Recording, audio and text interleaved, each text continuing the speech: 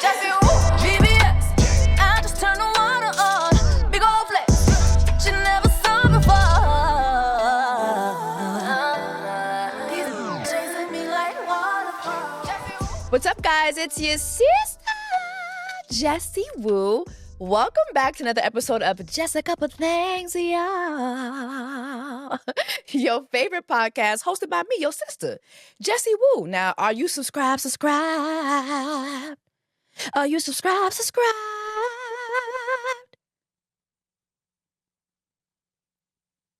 Oh, yeah, I was just waiting for you to hit the follow on the Apple Podcast. Go ahead and hit the follow on Spotify podcast. You know, I just was waiting for you to hit the follow button on all the podcast streaming platforms so you can make sure that you're getting Just a Couple Things podcast first, okay?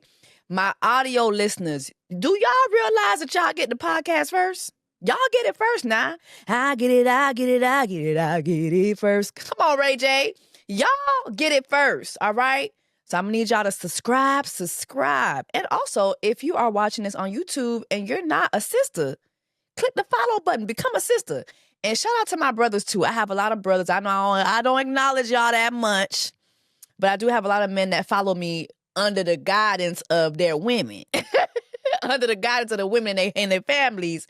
You need to be watching me when I'm watching Jessie, period. So you go ahead and subscribe, too, okay? All right. How was everybody's Valentine's Day?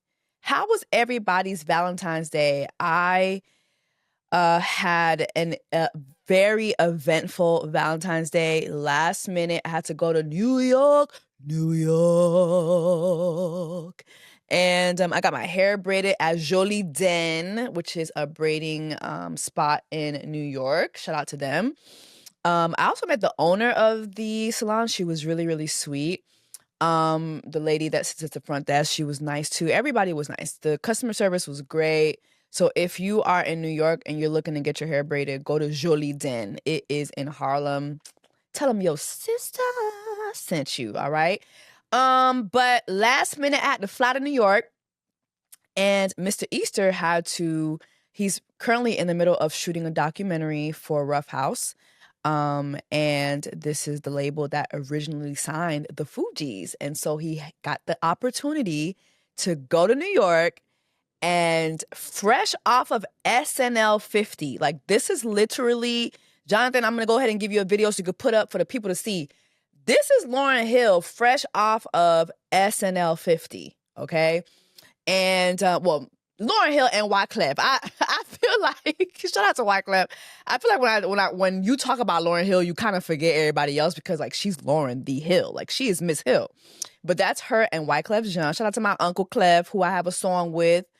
And I've given him his flowers many, many times before. But they were on SNL performing, and fresh off of their performance, Mr. Easter got to interview them for this documentary that's on its way out. And so we didn't really get to do much on Valentine's Day because he had to prepare for that. He had to secure the location. Like, it was a lot happening. But the icing on the cake was I got to meet the one and only Lauryn Hill. Like, I got to touch her. This is me touching the hem of her garment.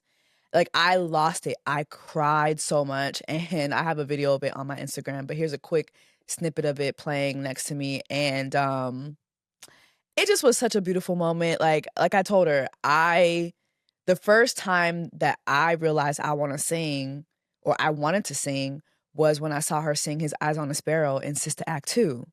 When she said, his eye is on the sparrow. That run, that's when I knew I wanted to sing. When I saw Lauryn Hill do that run, that's when I knew, like, oh, I want to do that, mommy. Mommy, I want to do that. And she was dark-skinned, beautiful, just like me. And, like, seeing her today, she is still so gorgeous. She looks like magic. I can't really put it into words, but she was beautiful, beautiful to meet her. And it was beautiful seeing her, and Wyclef was there as well. And then watching my man do his thing. So that was my Valentine's Day pretty much. Shout out to the White House, though. This was their Valentine's Day. Okay. This was their Valentine's Day post, child. We're going to put that up for the screen for y'all to see that. But this was their Valentine's Day post. Donald Duck wanted y'all to know that roses are red, violets are blue. Come here legally, and we will deport you. That is this is the times that we are in, okay? Now, I don't know if you guys are aware of this, but recently, Donald Duck actually fired a whole bunch of air traffic controllers, okay? You know, he getting rid of DEI. He getting rid of a lot of things. He got rid of a lot of air traffic controllers. And then, I don't know if I should say subsequently, but literally yesterday, there was a crash with a Delta airplane. Like, as you guys can see, the Delta airplane is landing. It crashes, catches on fire, flips upside down. People had to be rescued from the plane, like, upside down. Like, I have not seen this. Like, this is like, how many crashes now? We've had several crashes, several plane crashes since this man has been in office. I don't know what's going on. And I've seen a lot of talks about how a lot of people in DC are leaving DC because, like, he's gotten rid of so many of their jobs. Like, it is like we are living in the last days. Like, I am tired. I'm tired of living through the next Bible. I'm tired. I'm tired. But anyway, back to SNL 50 real quick. So, like I said, my man interviewed Lauryn Hill and Wyclef Jean fresh out of SNL 50. You know who else was down to the SNL 50? You know who else was down to SNL 50? Ryan Reynolds and Blake Plantation Barbie Lolly. Yes, girl. Yes, child. Now, this is fresh off of Colleen Hoover, the author of the book, It Ends With Us. This is fresh off of Colleen Hoover deleting her Instagram, right? Et puis, l'elle fin delete Instagram. She comes back, and all of her pictures with Blake disappeared. Gone, like NSYNC.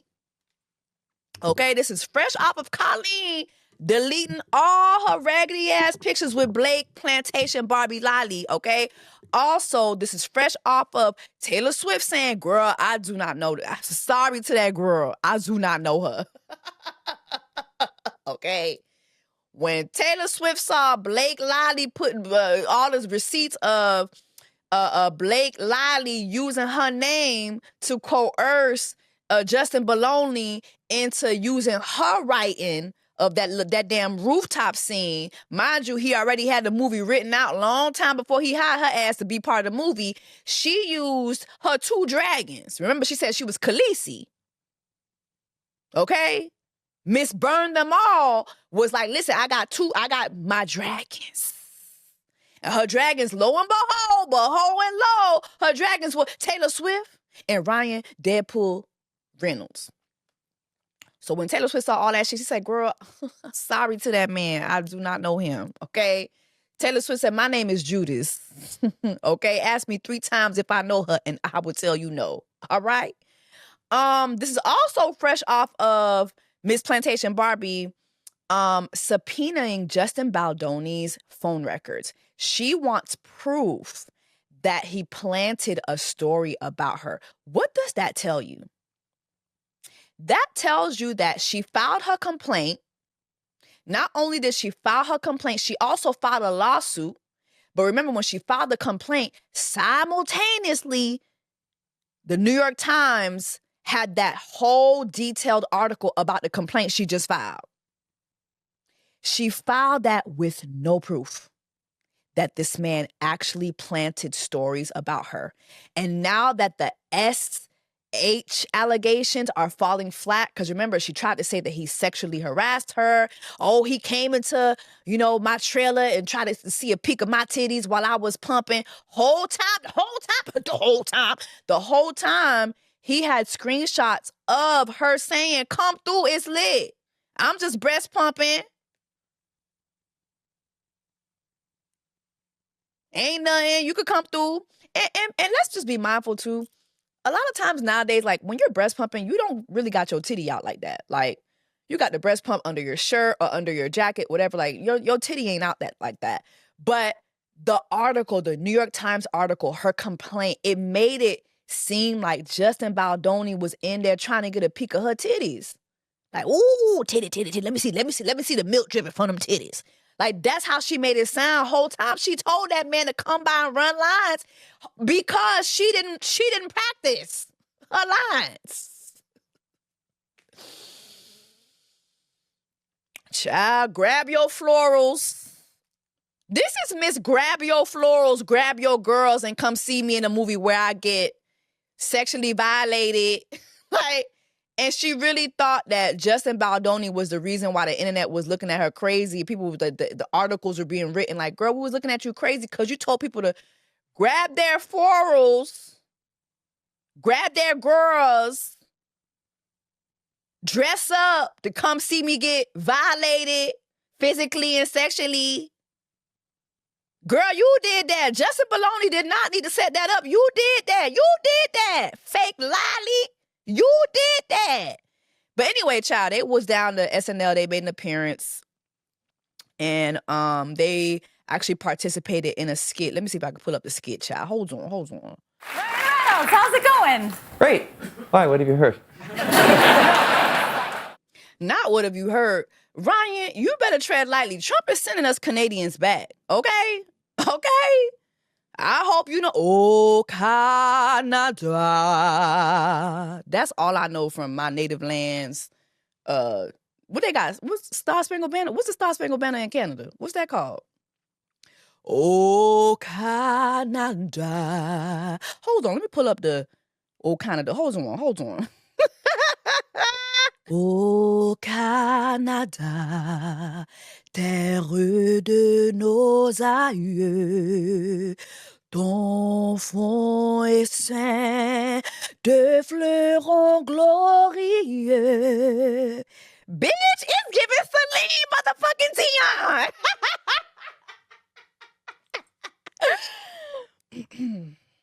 No, I'm really gonna have to learn this song with the way things are going. I keep telling y'all, I belong to Trudeau. I'm gonna be out of here, child. I don't know what Jonathan, I don't know, Casey. One of y'all gonna have to marry me. Well, y'all marry y'all. Okay, so never mind. I have a man, so my man gonna have to marry me so I can stay in United States. I don't know what's going on, child. But let's continue. Speaking of SNL 50, Will Ferrell covered Kendrick Lamar's They Not Like Us. I'm sorry. This is hilarious. We're here around certified lover boy, certified pedophile. Wop, wop, wop, wop, wop, wop, fuck 'em. Wop, wop, wop, wop, wop. I'm gonna do myself. Why you doing like You know that awkward music teacher that you have in school? That's what it was giving. And I'm sorry. Like, at this point, Super Bowl, SNL, like, I'm sorry. This is the best rap beef of all time. Like, this is the best rap beef of all time. I am thoroughly entertained. We still in just a couple things, child. Back to the White House very briefly. Did y'all see Elon Musty was down to the White House and Elon Adolf Hitler Musty brought his son. I think this is his 20th son from the 10th baby mama. I don't know. But the son was down to the White House in the damn Oval Office. Okay? And he told Trump this. The prices from one year to the next are the same. and they're Adolf Hitler Jr.'s son dead ass told Donald Duck, I want you to shush your mouth, like, to his face. There is another video showing his son saying this. to restore democracy. This may seem like, well, Can y'all hear that? It's so short, but basically his son is telling Trump, I want you to go away. Like, literally, his son is looking at Donald Duck and saying, you're not the president. I want you to go away. Where do y'all think this little boy is getting that from?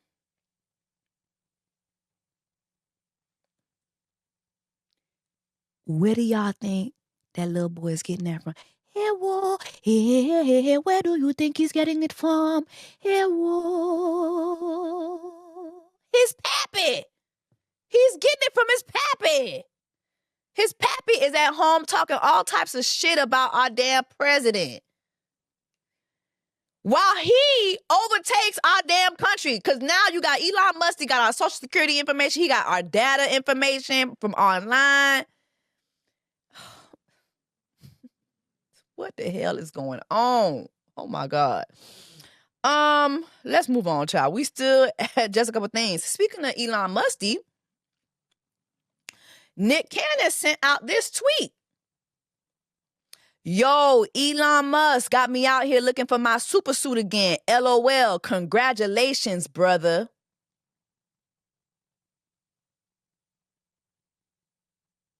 This is in response of, I think last week it was announced, or I think one of Elon Musk's baby mamas came forth and said, yeah, I'm having his 13th child or something like this, his 13th or 14th child.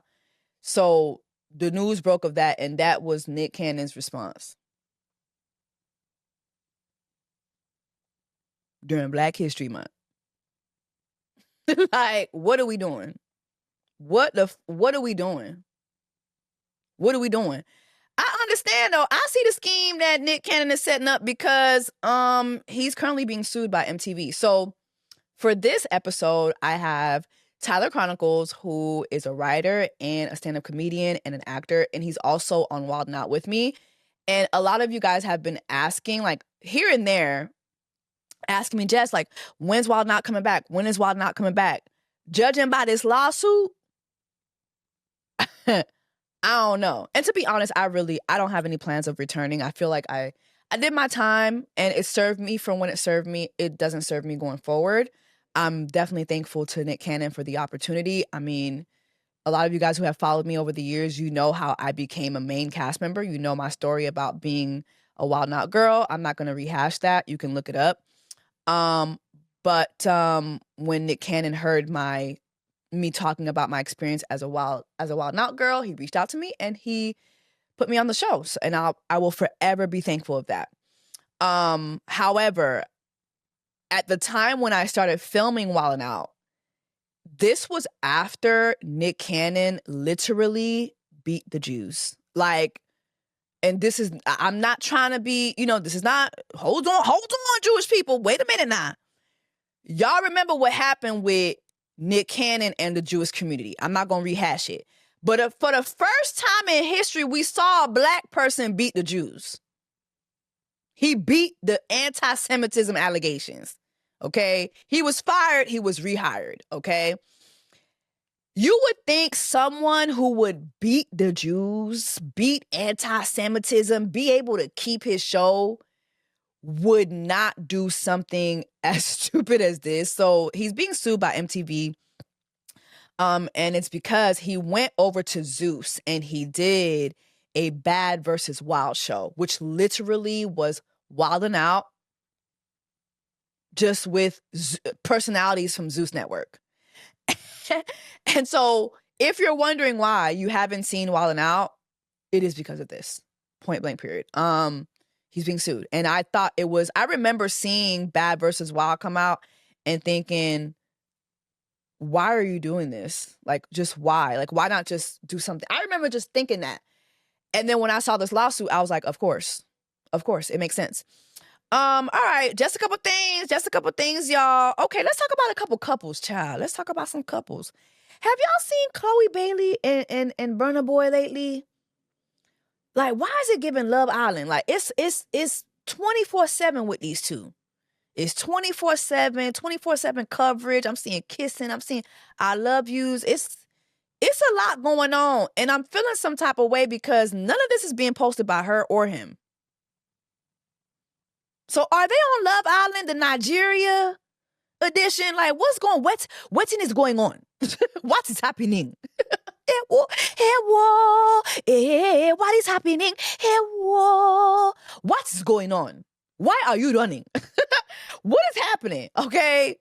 Speaking of couples, Victoria Monet confirmed that she is single as a dollar bill. Okay. This was her post for Valentine's Day, she posted these pictures with her and her daughter on Valentine's Day. She said, the sweetest Valentine, Hazel Monet, being a mom who is single again, has shown me incredible things about love, tested love, watered love, and reflected back to me the nuances of it that I have always wanted. You know, she had a couple more words, but a lot of people was like, girl, what the hell happened with you and Stormzy? We saw them pictures with you and Stormzy. What had happened? Okay? Speaking of Stormzy is being dragged right now. He has the Stormzy meal coming out with McDonald's.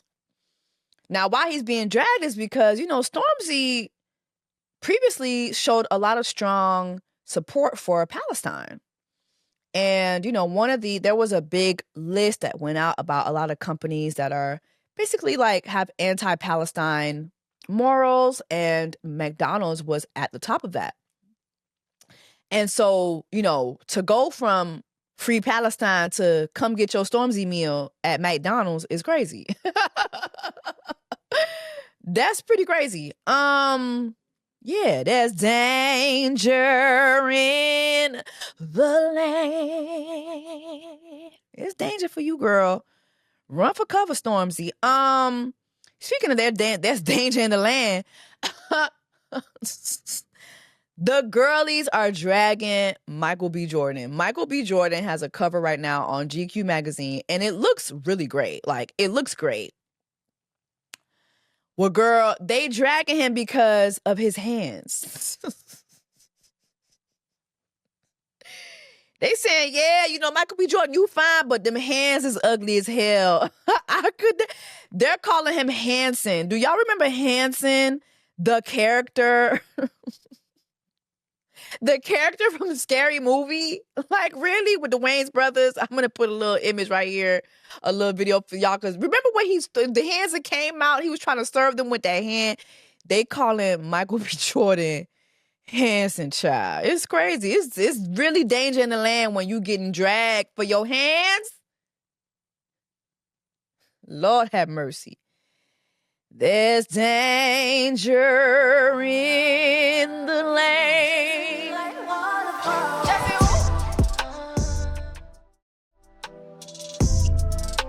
Speaking of danger in the land, did y'all see the story about Australia's most sexually active woman?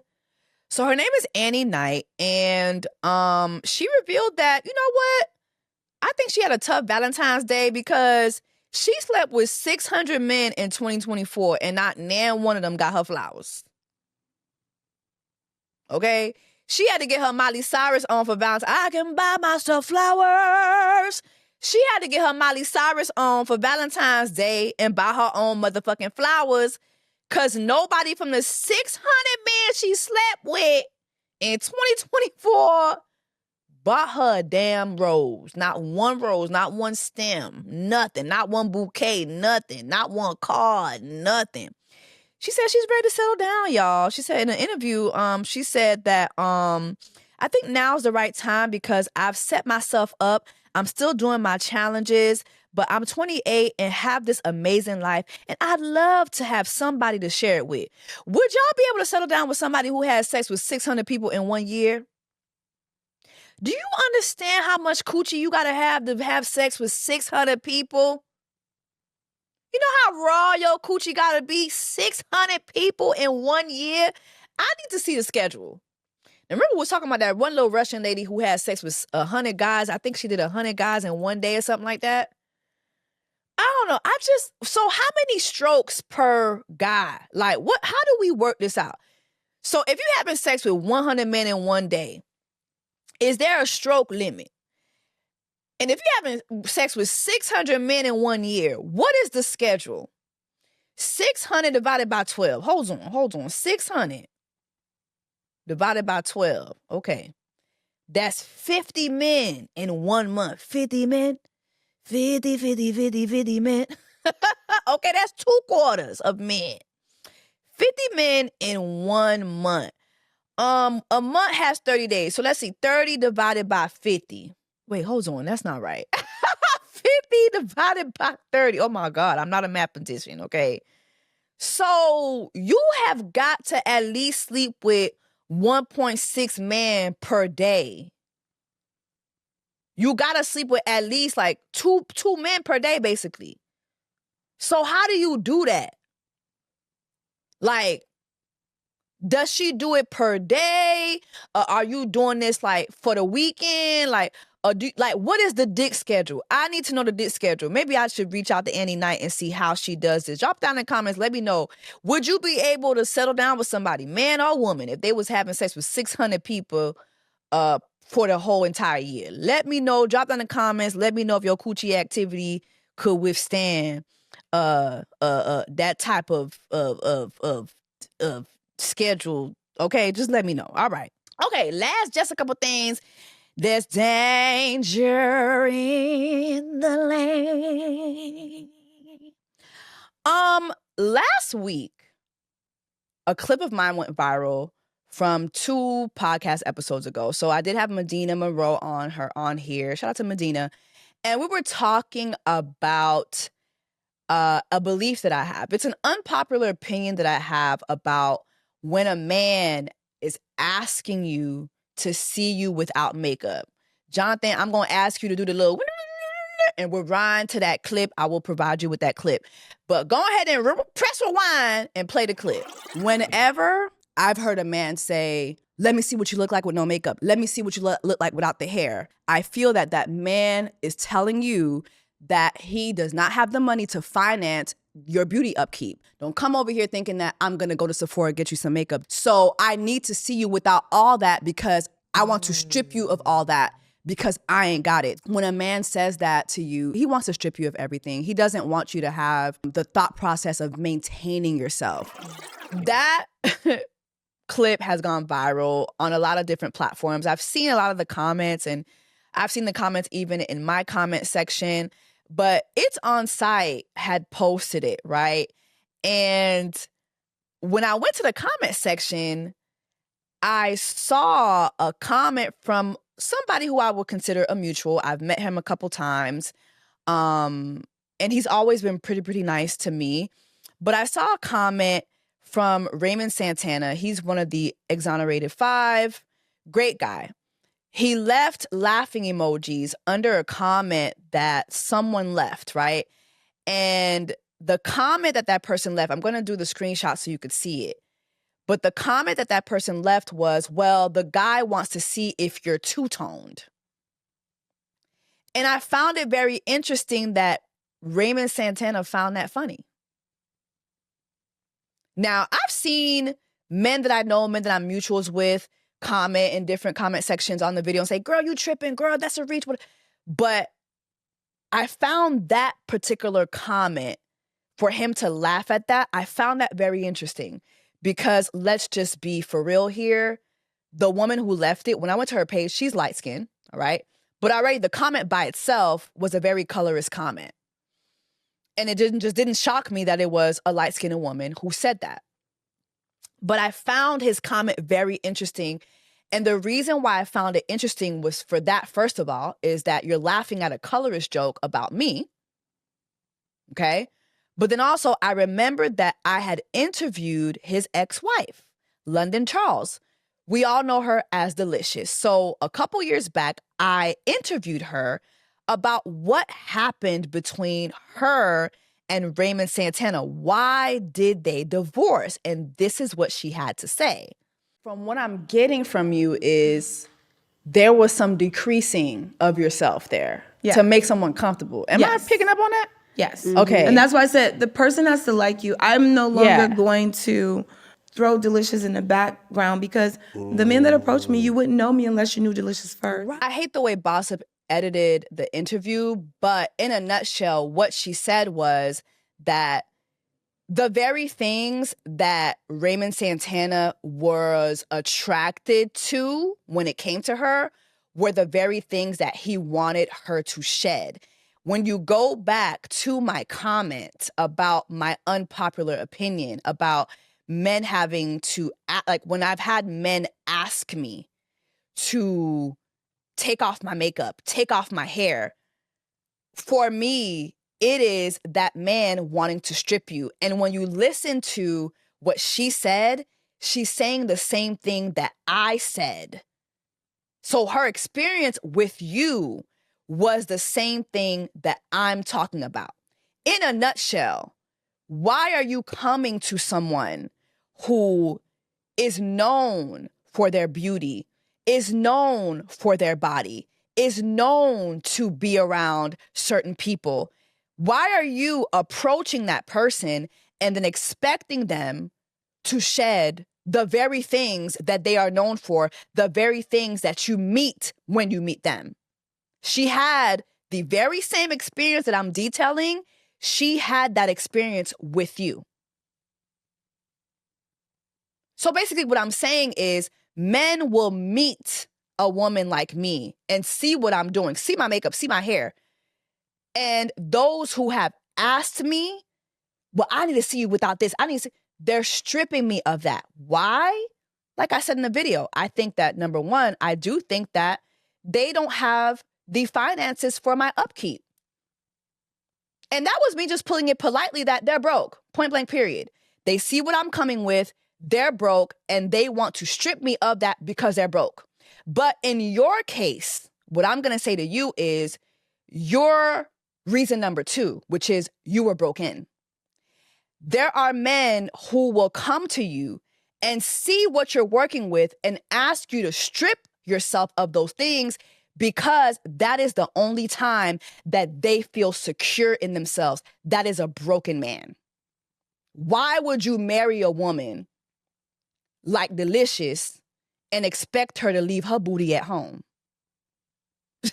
Why? Just why? Because something in you is triggered by that. You're broken. Point blank period. That shone a light on your brokenness. Point blank period. And I've seen a lot of people make comments about me being two-tone. I saw one guy talk about, well, several men. Oh, we just want to make sure we don't see a man up under there. Let me tell you something. This is me with no makeup. It's not hard to find a video of me on an internet with no makeup. And baby, with no makeup, I'm gorgeous as fuck. I don't give a fuck what anybody says about that. Okay? The men who are in my comment section saying that, oh, we just want to make sure there's no man under there. So you wouldn't know a man if a man slapped you in the face. Because you're not one.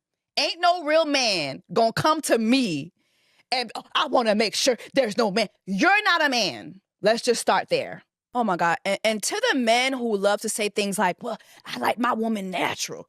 Well, then go approach a naturalista. Ho, is you cool? Why are you here? Why? My natural sisters, my 4A sisters, my 4C sisters been fighting for their life. I didn't see, they ain't get no Valentines. They're single out here. Why are you not approaching the women that you want? Could it be that the women that you want don't want you? That's another subject for another time. And quite frankly, those of you who keep putting those comments in my post, respectfully, I wouldn't piss on you if you were on fire. You're not my type. Just the same way I'm not your spec, you're not my spec. I wouldn't give you my last spit if you were on fire. Just being honest, okay? In conclusion, most of the times when I have been asked that, whether it's in the comment section or when it's in my real life, it comes from men who have seen me say something or do something that they feel like I should not be audacious enough to do because of the way I look. And so when I want to see you without makeup, you're just trying to humble me. You're trying to strip me to humble me. But baby, I know the only time a man is trying to humble you is number one, when he's broke, or number two, when he's broken. So no, I will not be taking back what I said, and my microphone will be staying on. Okay, nous pas débloquer microphone ça. No. We're going to increase the volume. Jonathan, increase the volume of my microphone. Parce que so me dit, c'est ça. What I said is what I said. And those who get it, get it. Those who don't, God be with you. All right, let's move on, child. Today, we have a very, very special guest. Tyler Chronicles. He's a friend. He is a comedian. He is a writer.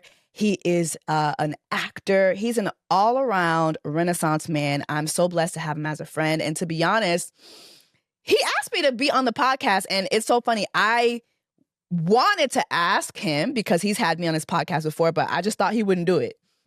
I don't know. I think sometimes I just have a little bit of, I don't know what that's called when you think you're not important, or I don't know what that is, but I'm so blessed that he decided to join me on my podcast today. So without further ado, the one and only, my friend, Tyler Chronicles.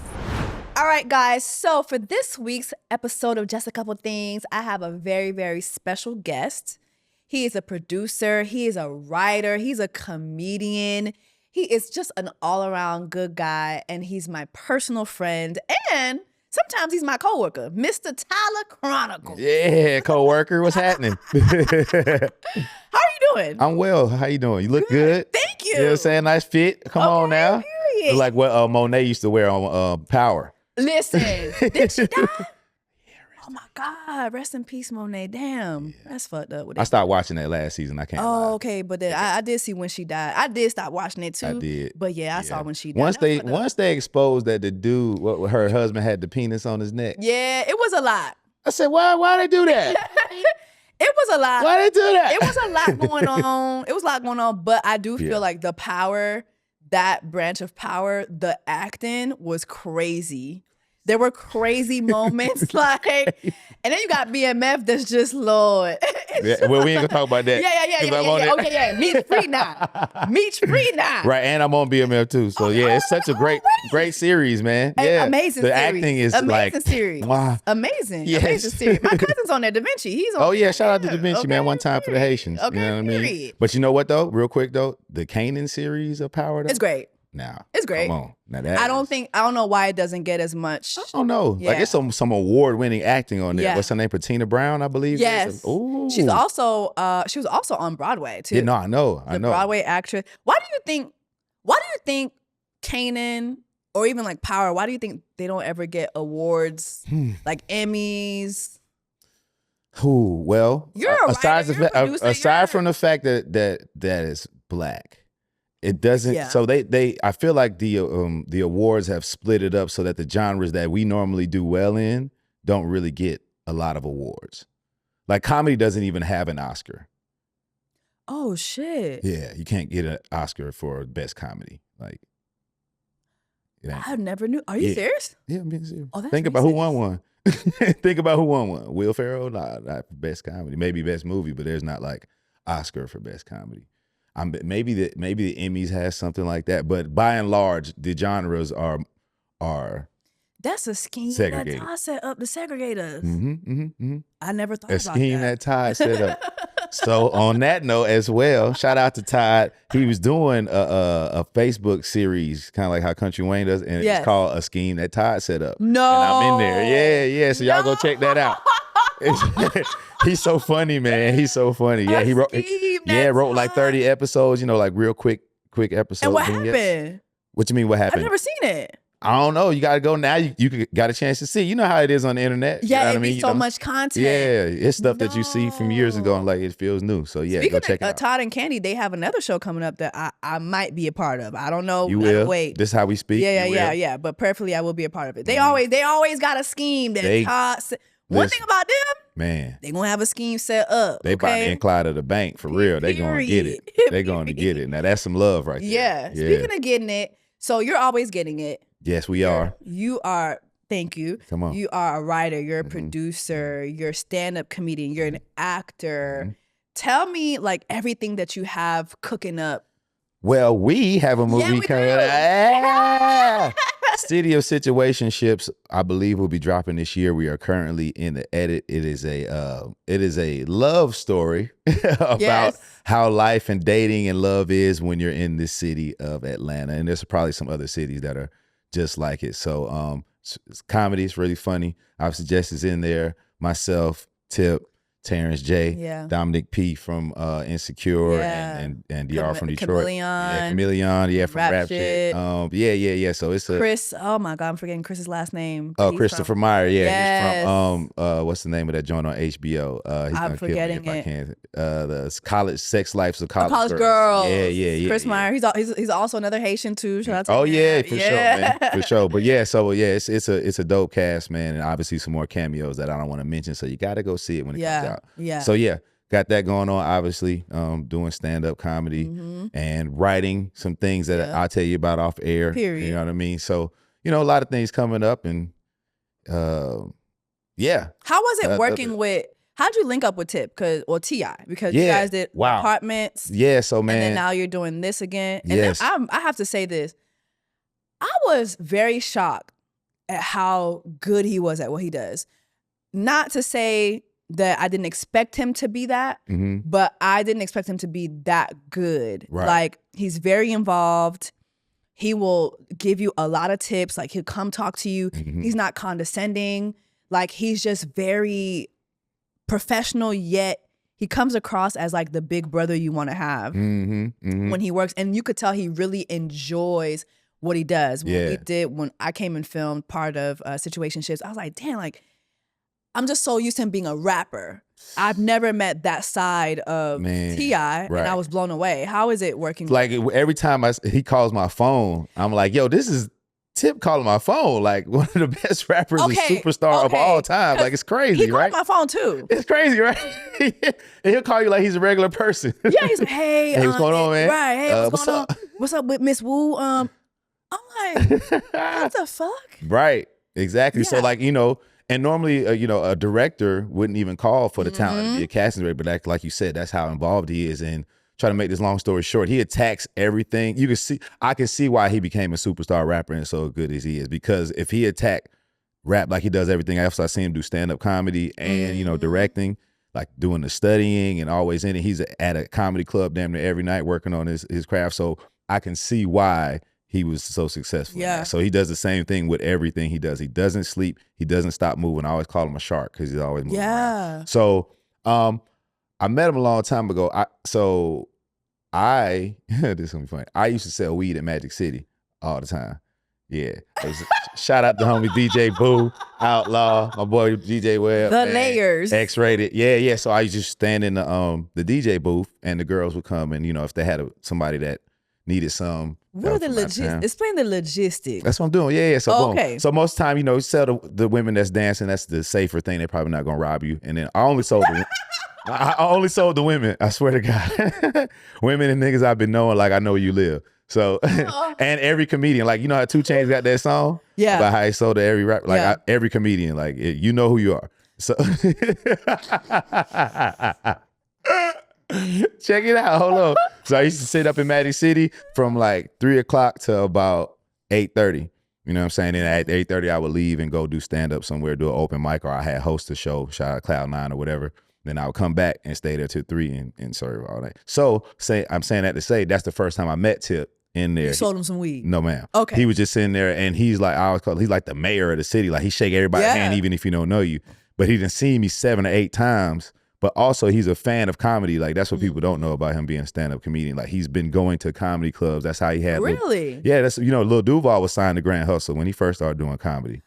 Oh my God, that's so true. Yeah. So in the videos. And Tip used to be in the front row, talking shit to people and what I'm saying, watching the comedy shows and all that. So he's been involved with it. So he's seen me do comedy. I didn't really know if he knew that or not. Fast forward to Departments coming out. They were doing a table read for the Apartments. I wasn't in it. Ronnie was playing this part called Bishop and ended up catching. Shout out to Ronnie. Yeah, shout out to Ronnie Joy, man, my dog, man. Yeah, I owe him a lot too. He was playing a part called for Bishop in Apartments, and he caught COVID. Like 2 days, like right after the table read, probably 3 days before shooting. I was doing the Hell Yeah ATL comedy show on like a Tuesday night. And just so happened I was dressed like an older person. I had to do an award show before that, and I had like a hat on and a vest and all that. And I went and did the show. And shout out Clay Evans, who was Tip's manager. He passed away a couple years ago, but he was there and he was like, "Yo," he hit Tip like, "I got the person that can replace Ronnie for this," and it was me. And that's how I got the role as Bishop and then really started working with Tip. And then once I got there, you know, Clay told him that I was a writer as well. So I kind of helped punch up the script that they already had and fix it. And then once Tip like trust you with a talent or a skill, it's over with. So we've been, you know, working ever since. That's great. Yeah. Do you think that because I was saying when we were off camera that, man, it's such a good time to be in ATL. Yes, it is. I think a lot of people don't get like the nuances of the entertainment space. Yes. And how right now living in Atlanta is really a benefit. Can you like talk about that? It is because I think I've been able to be here in Atlanta and do way more independent stuff to start off with, to kind of like just work on the craft of acting before I can actually get in a BMF or get in a big movie situationship. So in LA, I'm sure you can do it, but I haven't seen, you know, that much of it. Out here, everybody got something going. And then now, you know, obviously the bigger projects are coming in, and Tyler Perry has taken over the whole Southeast. Now 50 Cent is going to be in Baton Rouge. So like everything is kind of moving to this way, the South or Southeast in Atlanta. And also with the unfortunate, the fires in LA, they're about to start coming here now too. That's so true. Yeah. Pandemic made them start coming here as well. And So it's probably going to be the same type of flow. And you know, I think we're finally kind of getting over the strike of about a year and a half ago. Yeah. You know what I mean? So that stuff is still was starting to open lingering. up. It was. So, but you could even see it now, like if you're a part of any of the casting things that send you stuff, it's a lot more things that they're sending as opposed to last year. Yeah. It was very dry. Yeah. I was looking the other day and I saw that Kevin Hart had to like scale back his company, and now he had to become the CEO. Heartbeat? Yeah. Oh, wow. Okay. I saw that he became the CEO of it. Like I do see a lot of folks having to scale back. And so I want to ask you, how important is it for you to be able to do your own thing? It's very important to be able to. So doing your own thing, I think doesn't have the right moniker, because doing your own thing involves helping other people. Like with Tip doing his own thing with these movies, he's bringing other people in. Yeah. And I think that's the most important part. Yeah. Those connections that you make while you're doing your own thing, so you can keep doing your own thing. Because a lot of people go out there and try to do it on your own, and you know, you fall right on your face. So I think that's the most important part of doing your own thing, aside from everything that comes with it. Like if it's a miss, you got nobody to blame but yourself. Yeah. If it's a hit, you got to hit. And now that's when other people are gonna come in and like, hey, I seen you did this. You do this. Let's do more. Let's do more.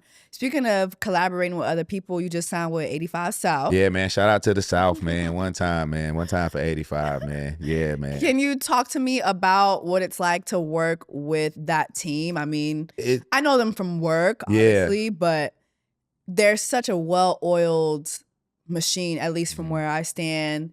All the guys, the guy, Ryan, the guys in the back, right? And then obviously, you know, the Carloses, the DCs, the Chicos. So talk to me about what you signed up for, and it's just, you know, just being a part of the whole crew. They have shout out to Nav Green. He's also part of the I love Nav. Yeah. Shout out to Nav. He's a hoot. Yes, he has a show called Broken Play. That's a part of the 85 show South thing on the app. And I'm going to be on there. It's a sports show. I'm going to be involved in producing a lot of different shows that they have on there, and then obviously going on the road with the guys, trying to, you know, increase my exposure. So it was just kind of, and then also they have projects that they want to work on, like in terms of writing. So I'll be helping and doing a lot of those. So it was just kind of like a perfect match. I've been there since the beginning. I seen whenever, you know, off North Side, they had a little studio over there. And when they were sneaking in Steve Harvey's studio and doing the podcast. So, and obviously been knowing Los since I first moved to Atlanta and started doing comedy. Clayton as well. They were, you know, the top guys in comedy in Atlanta. And then I just remember DC, I went to a meeting about Vine. You remember Vine? Yes. It was like DC was there, Moneybagg Mafia, who's also part of the 85 crew. He was there as well. And it was just a group of people trying to get together and collaborate. You know how people do stuff together on Instagram. We were doing it on Vine, and that's where I met DC. Oh shit! So before he even started doing comedy and all that, and then he used to come to a spot I had called Cloud 9 when I was hosting, and he was really like, I could tell he was going to be really great at stand up, because he would be in there writing and paying attention and talking to the OGs about comedy. So I've been knowing all those. Chico, we even started comedy at the same time. He has a group called Freestyle Funny Comedy Series in North Carolina with Darren Brand and B-Dot. I love Darren and B-Dot. Yeah, so like, and they had me come and do a show with them, and like we've been like brothers ever since. So it just all made sense. Yeah, man, it just all made sense. I know all of you guys obviously from Wild 'N Out. I feel like I met you before Wild 'N Out though. Probably. Where did we meet, Tyler? You know what it probably was? I think before I got on Wild 'N Out, I think you was with Darren because y'all were cool on Wild 'N Out together, and me and him used to hang, and I think that's where we first met. And then I ended up getting on Wild 'N Out. Darren low key put me on. Oh, dope. Yeah. Because like I did Wild 'N Out as a Wild 'N Out girl in 2016, and that's where I met him, and he was like a friend that I made that we just stayed close. Right. And then like the following year, we made a video together. Like it was like a skit, and he was like, "Keep doing that." Yeah. And literally, like that's how I was able to build my following. It was Darren. Yeah, that's what he does. He puts people on. Yeah. Man. I gotta make sure that I say that because he's one of the people that take me on the road as well. He used to always say, man, whenever I get to where I'm gonna get and I can go and take people on the road, I'm taking you. Love Darren. Jordan too. He would help me edit my videos. I met so many Jordan, so many dope people from Wild 'N Out. When the hell is Wild 'N Out coming back? I get that question a lot. I'm just like, I don't know. So, I was waiting till the end of the tour. Are they mad that Nick went over to Zeus? Good question. I didn't even think about that. Yeah. I didn't think about that. I'm like, once I saw that shit got a little quiet now, Nick. I believe they were mad they could have stopped that from happening. That's true. You know what I mean? So I don't think that's true. it. I'm thinking that it is because Viacom was purchased by Paramount and they're moving a lot of stuff over. Oh, that's true. But at the same time, I don't know if they're gonna he signed a contract to do 25 seasons. We finished 21. So I don't know if it's like, they have to redo that contract. I really don't know that. I just don't like that it's on VH1. I've never said that. I just feel like once it left MTV, I feel like a part of that show's DNA left. That's real. Because I feel like MTV went from being music videos to just funny shit. Like funny shit over and over again. And then you have VH1, who's like all like reality shows, right? And then Wild 'N Out, I thought that was just so random. That is random. I think it did fit better for MTV. I guess BET. It was on all of them though. Really, it was on MTV, BET, and VH1. But VH1 was the biggest channel, so I think it was promoted the most. So it was on all the Paramount stuff. So I guess maybe they're trying to figure that out now too. Wow. I don't know. I hope it comes back. You know what I mean? The people love it. They still. Yeah. I think a lot of people watch it more online anyway than the network. True. Tyler and I shared a moment on Wild 'N Out that I will never forget. Oh God. I remember you had to do an apology. I felt so bad watching you do that apology. Yo. I felt so bad. I felt so bad for you. Bruh. I didn't say sorry, but I was just like, y'all. What explanation? It's Wild 'N Out. They don't care. So the moment was, if you look up Jessie Woo, Whitney Houston, you'll see the joke. But can I tell you, I feel like that was one of my finest moments in life. Man, listen. Because like you had to be there. People on Twitter was like, oh, look, even the cast ain't fuck with it. Are you crazy? Are y'all crazy, Twitter, are y'all crazy? Didn't Nick fall on the floor? He fell on the floor. Fell on the floor. Nobody expected that. Listen. What was the game again? It was voicemail. Voicemail. Yes. And I said, leave a message at the tone. And I was like, and now I'm dead.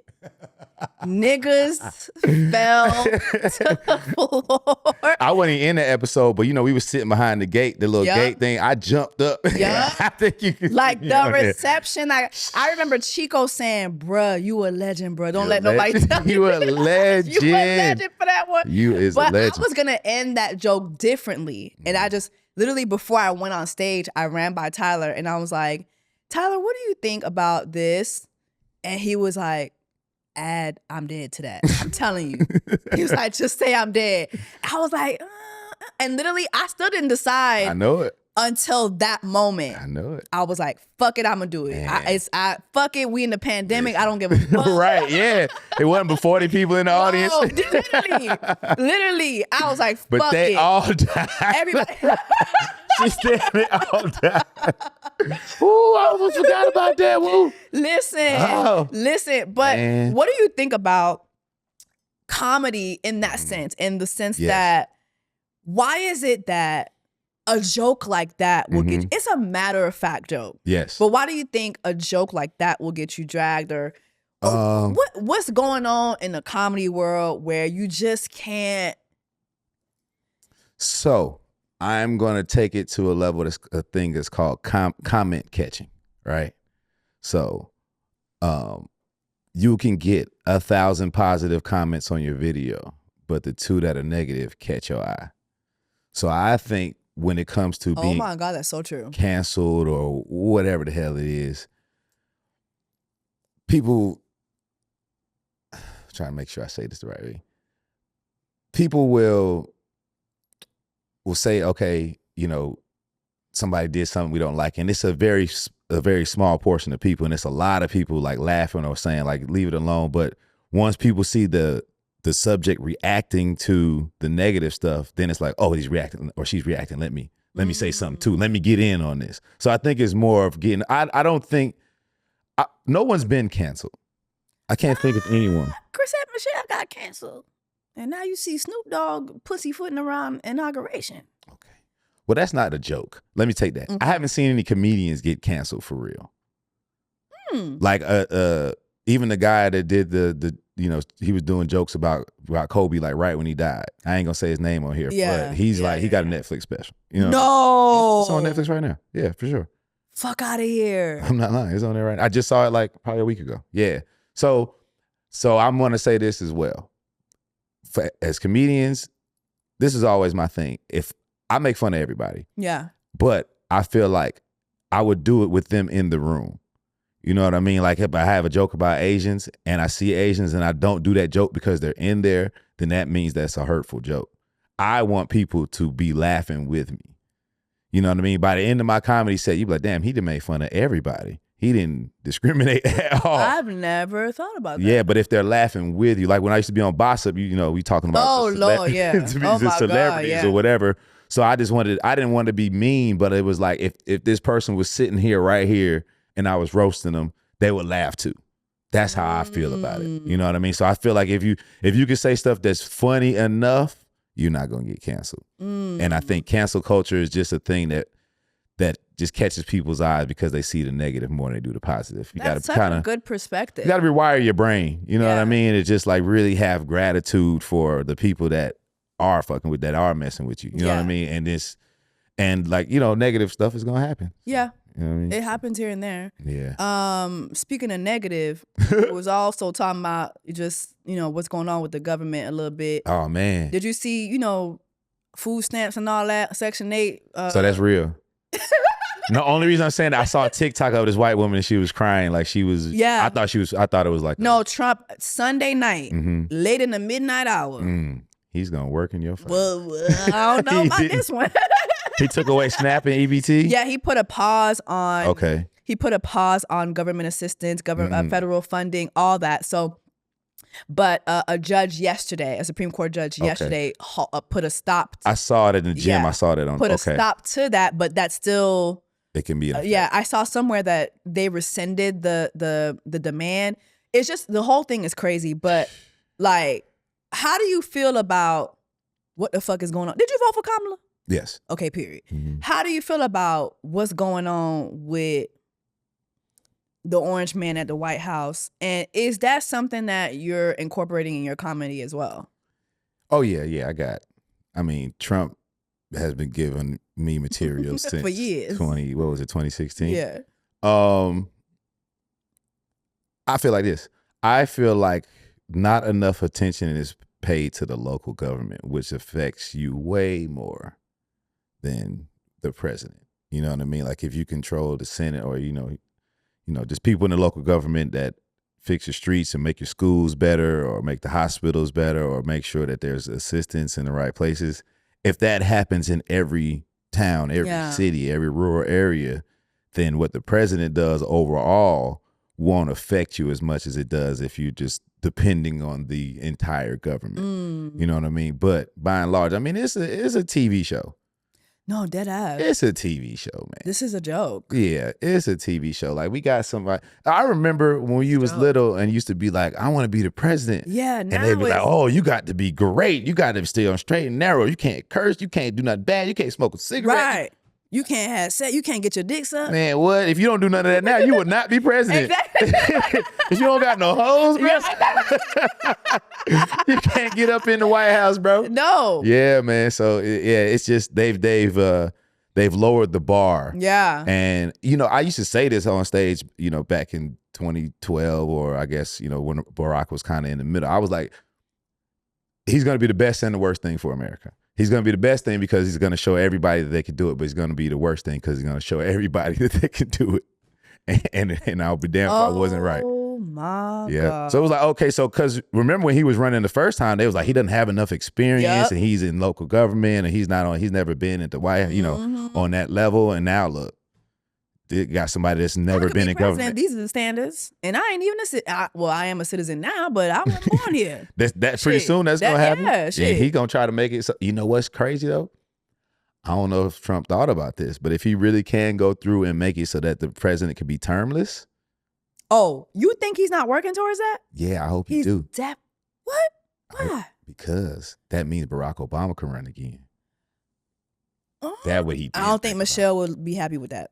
Michelle No, don't want to be in the house with him no more. She don't. She don't want to be at that White House. No, she don't want. She ain't got to go now.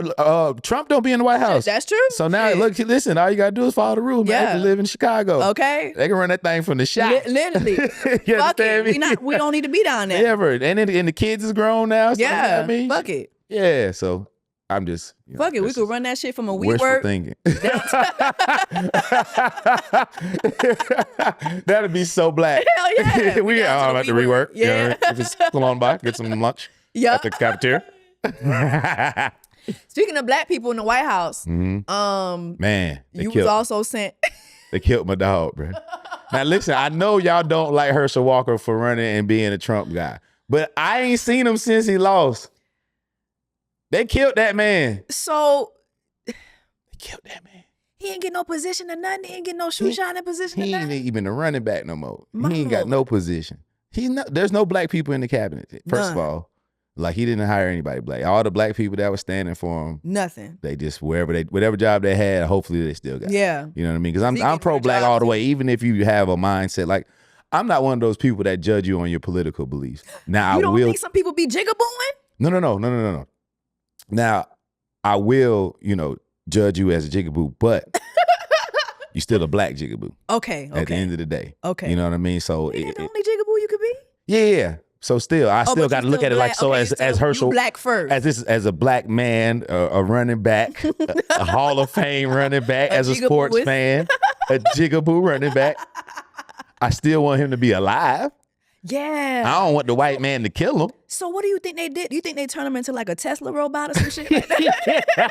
He probably was a robot when he was running because he was saying didn't make no sense. Made no anyway. damn sense. I want to be a vampire wolf. I'm like, oh man, he's a Tesla robot.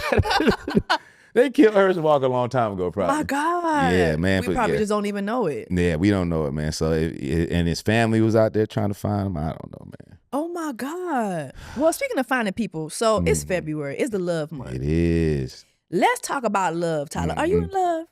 No. Why not? Have you ever been So- in love? Yeah, hell yeah. Hell yeah. Okay. So, you know what? I had someone that I met that changed my life. And this is what I mean by that. Let me sit up straight. Hold on. This is what I mean. Mm-hmm. And it's different than anything that ever happened. So you meet someone and we were kicking it and talking and cool. She had an event that happened in her life, like a tragedy or whatever. Mm-hmm. And, we stopped talking for a second. And then I was like always thinking about her. And if this don't happen to me, I'm a player. You know what I'm saying? So like it was like dragging on me to the point where like I couldn't focus like I needed to. Wow. It got you really me, cared about her. man. It got me to the point. Yeah. And it got me to the point to where I was like, all right, I need to train my brain in a different way. And that's when God came in. And listen, God came all the way in and it was like, this is what we're going to do. First of all, you're going to fast. So I did that. Where you going? You fasting, Tyler? Yeah, the first of the month. I'm new to it. Okay, so the first day every month. So in a couple of days, hold on.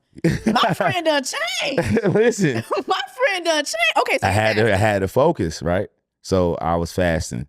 Then I've always had like my goals written down and all that. But I made my first vision board.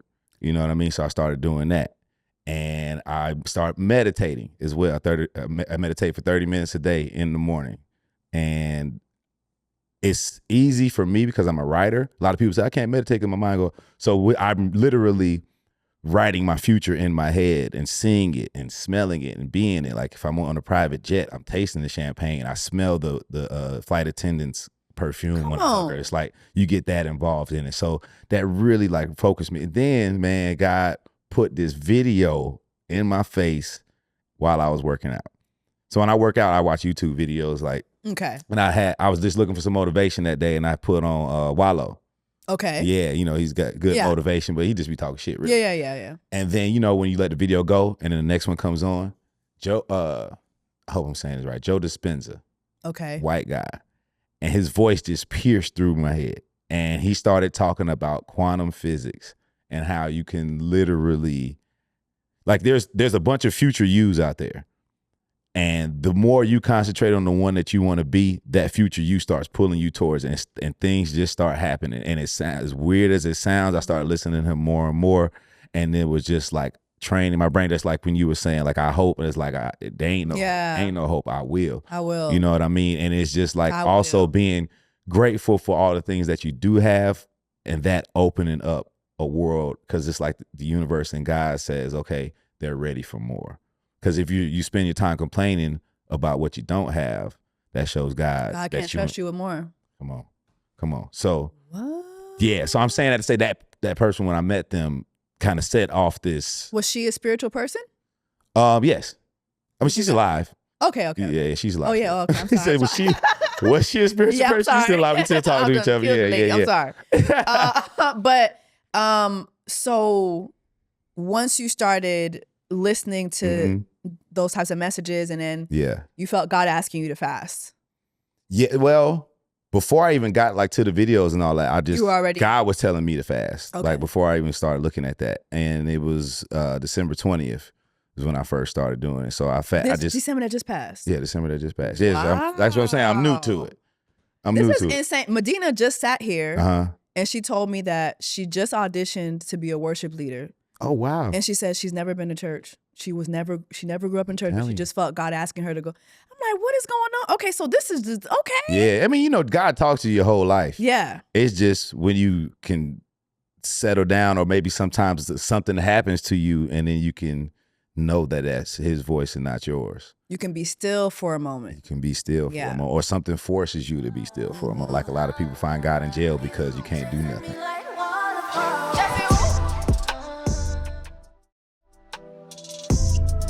So get me back to. So you meet this girl. She's nice, and well, she more. So it was just like when I first saw her, God was like, she needs to be happy, and I was like, okay, that's what's up. He was like, no, nigga, you need to try. Oh, okay, my fault. All right, boom, it's on me. And then this is how you. And we started off kind of like on a whirlwind, like it was. So you were making her happy. Yeah, and we was both like on that, and then like I said, the situation happened. So things slowed down, calmed down, and everything just kind of got cool. But it really just changed me. You know what I mean? So as a in love in a different type of way. Yeah, it made me even love myself more. You know? Really? Hell yeah. Okay, I've always loved myself. Where is she? She's like what city? I'm saying where's she at? Why y'all not? Are y'all together? No, we're not together. Why not? Hey man, that's just not. I guess it's not in the cards for the moment. I don't know. So okay. That's what I be saying. Like I'm me. You feel me?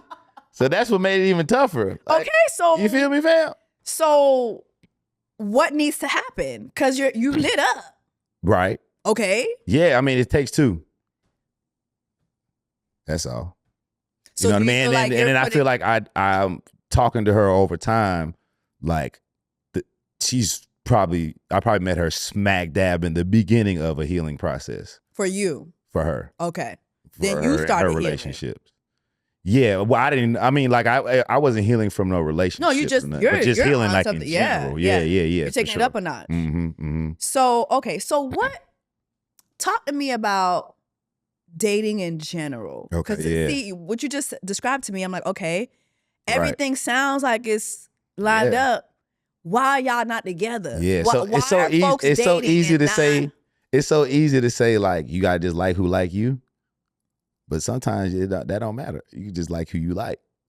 You know what I'm saying? And it's like, all right, I could date other people, whatever, but I like who I like. And people are like, why you don't get with this person or that person? 'Cause, you know. So who do you like, Tyler? Like, who do you like? I just told you. I just spent 7 I minutes understand, but okay, on a soliloquy. okay, so that's who you like. Okay, so there's nobody else. I'm just saying, I've known you for years. Yeah, so I've never even been a relationship or one to get married or type of person. Okay. You know what I mean? So it's never been on my mind. But I did used to always say, I'm probably not gonna find love, it'll find me. And you know what I mean? You have your mindset on whatever. Some people have their mindset, I'm not gonna have kids or I'm not gonna get married. You want children. Yeah, I do, for sure. You want a family. Yeah, I could have had a lot of children actually. Okay, well, what? Yeah. I mean, I don't want to get too... respectfully, and I'm with somebody, but Tyler fine, okay? So I don't understand why you not getting your Nick Cannon on. Well, no. It's I don't know if it's another thing, you know, a sign from God or whatever that the person's people are with, but I've had 5 miscarriages. Yeah, that's why I'm saying I could have had a lot. That's why I ain't want to bring the movie down. Gosh, I'm so sorry to hear that. It's crazy. Yeah. So over a course of a long time. Yeah. One not too long ago, a few months ago. But yeah, so, you know, I've always wanted kids, but it just hadn't been again. So maybe it has to be the right situation. That's what I'm hoping. Yeah. That's what I'm hoping. Yeah. You know what I mean? How do you think like the landscape of dating is like right now, just from the outside looking in? Because like we're in Atlanta, and I was saying not too long ago, I just feel like dating a lot of times, men be boring. So do women. Really? What as hell? Don't you got homegirls that's boring as hell that you don't want to talk to? Yeah, they talking to us too. The same homegirl that when you see her call, you're like, oh, what does she want? What? Okay, tell me how women can be boring. What are some examples? Talking about stuff that is not mutual between both of us, and that is mostly. Also, women tell stories in a way that men don't receive stories. Men like to have a beginning, a middle, and an end. Women Get to the point. Women like to have a beginning and then tell you this character and her description and what she did. Because I gotta set the context. No, you do not. But I'm trying to set the context so you can understand what's going on. No, I understand perfectly if you told me what happened at the beginning, what happened in the middle, and what happened at the end. I understand perfectly. You don't have to tell me about how this girl that you're talking about pissed somebody off at the store this one time. But and it had nothing to do with the story, though. No, I'm setting that up because you need to know her character. Yeah, okay. And why this other incident took place. Jessie Woo, she was at this store. Jessie acting a Woo, fool. you are an entertainer. You are an actress. You are a producer. You are a TV personality. I'm not talking about you. All right. Okay, so go ahead. Okay, so basically, so the way we tell stories. What's another way? And then you know, a lot of times in Atlanta, you meet the women that are just on a superficial level. They just their knowledge. Oh my God, who died? you in the right place for sirens. Okay. You know what I'm saying? A lot of the women here are just kind of on some love and hip hop kind of vibe, and they're really superficial. You know, they're not connected with anything. God, their children stay with their mama. You know what I mean? Yeah. It's just, and they look amazing. And that's it. And they're not amazing. So, you know, and then it's just a lot of women. So the competition here for women is stiff, and it may make women act out of their normal character. You know, they may be a much better person if they were in Jacksonville, Florida. But somebody Atlanta. somebody Atlanta has to turn you up. No, you know what I mean? Dating in Atlanta, I feel like it's almost like Survivor. It's like fucking Hunger Games. Welcome to Hunger Games, and there's more people coming every day. Every day. Mm-hmm. It's a new batch of bad bitches. It's a new batch of African niggas. Tyler, do you find yourself, in competition with the African niggas? Yo, them niggas be spending money. Okay. Man, listen, I get your nails done or something, man. These dudes be buying businesses. They be buying commercial real estate for these women, man. I ain't got it like that, bro. You got it. I met Kwame last week. Okay. Kwame Adeleye. And he already got me an LLC. You over here just trying to buy me a cup of coffee. I'm telling you, bro, they are advanced. Okay. I don't know what it is now. They may have 17 other women that are doing it for. They do. It you know what I mean? Family. So you just gotta know what you want. Exactly. You feel what I'm saying? Where did you meet your man? It's so funny. I met him at work at Dish Nation. Oh, so shit, okay. Jay, I don't know if you guys have met each other, but he's a filmmaker. Okay. So he did the Freaknik documentary that was on Hulu last year. Nice. So his last interview on his schedule was Dish Nation. He wasn't even supposed. It was supposed to be JD. It was supposed to be Jermaine Dupri that came, but he couldn't make it. So my man showed up. He's a producer. So and literally like we're just talking. I interview him, and he was just really nice. He asked me for my phone number. Like on some like, hey, whatever projects you got going on, like okay. That was it. Mm-hmm. Next thing you know, a couple days later, I went to a meeting. He works at Swirl Films. Oh, Swirl. Okay, yeah. Oh, okay. Everybody here knows Swirl. You know Eric? Yeah, Eric. Yeah. Everybody know Eric. Eric was just at a comedy special that we shot. Everybody. Swirl Films is like Death Row. Real talk. I talk to Eric all the time. Death Row of Atlanta. Yeah. And Eric is shook. Love you, Eric. Yeah, one time for Eric, man. But so I go down to Swirl Films. I have a meeting with him, and it was great. But as we're talking, I looked at him and I was like he's just talking business. He's just going on and on. He's very much a nerd. Okay. He's just talking. I'm just sitting there like, Mm-hmm. Okay. I just felt something in my spirit. And then whatever, I left. Nothing happened. And literally, I asked him, we're texting back and forth about some projects that I want to work on. Mm-hmm. And I just felt something to ask him, hey, what are you doing for Easter? Easter was that weekend that was coming up. Okay. I was like, what are you doing for Easter Sunday? Mm-hmm. And he was like, oh, I'm going to church. I go to CC. I think it's, I can't remember the name of the church, but it's a popular church. CC something. Here? Yeah. Okay.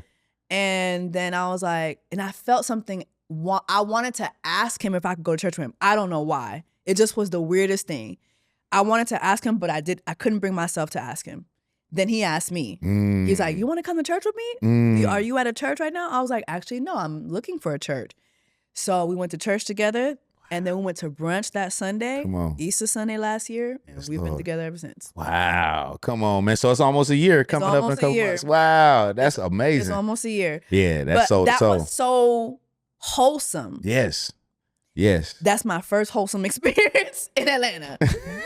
My first wholesome experience in Atlanta. What? Yeah. Damn. I feel like it's just been, like you said, the Hunger Games. Yeah, and you know what? It's tougher. It's not tougher. It's tough on the men here too. How is it tough on the men? Y'all got That's what I'm saying. It's tough to like really kind of just say like, all right, I'm gonna give myself to this one woman and get out the game.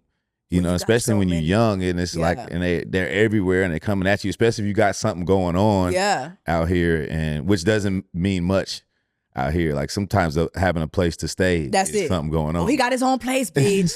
Something that motherfucker got a balcony, bitch.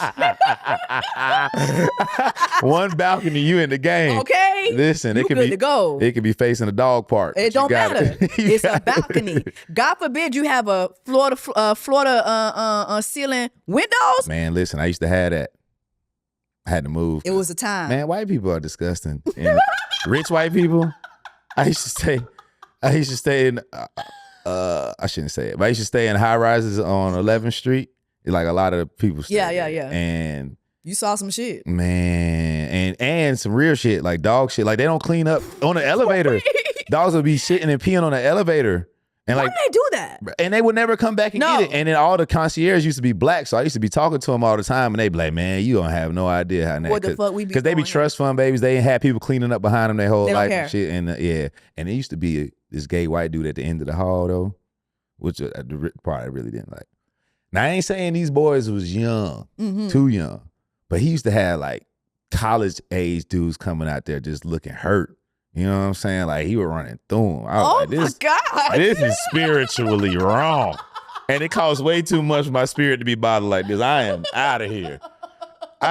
He would tear ass up at the end of that hallway. Literally. Oh, man.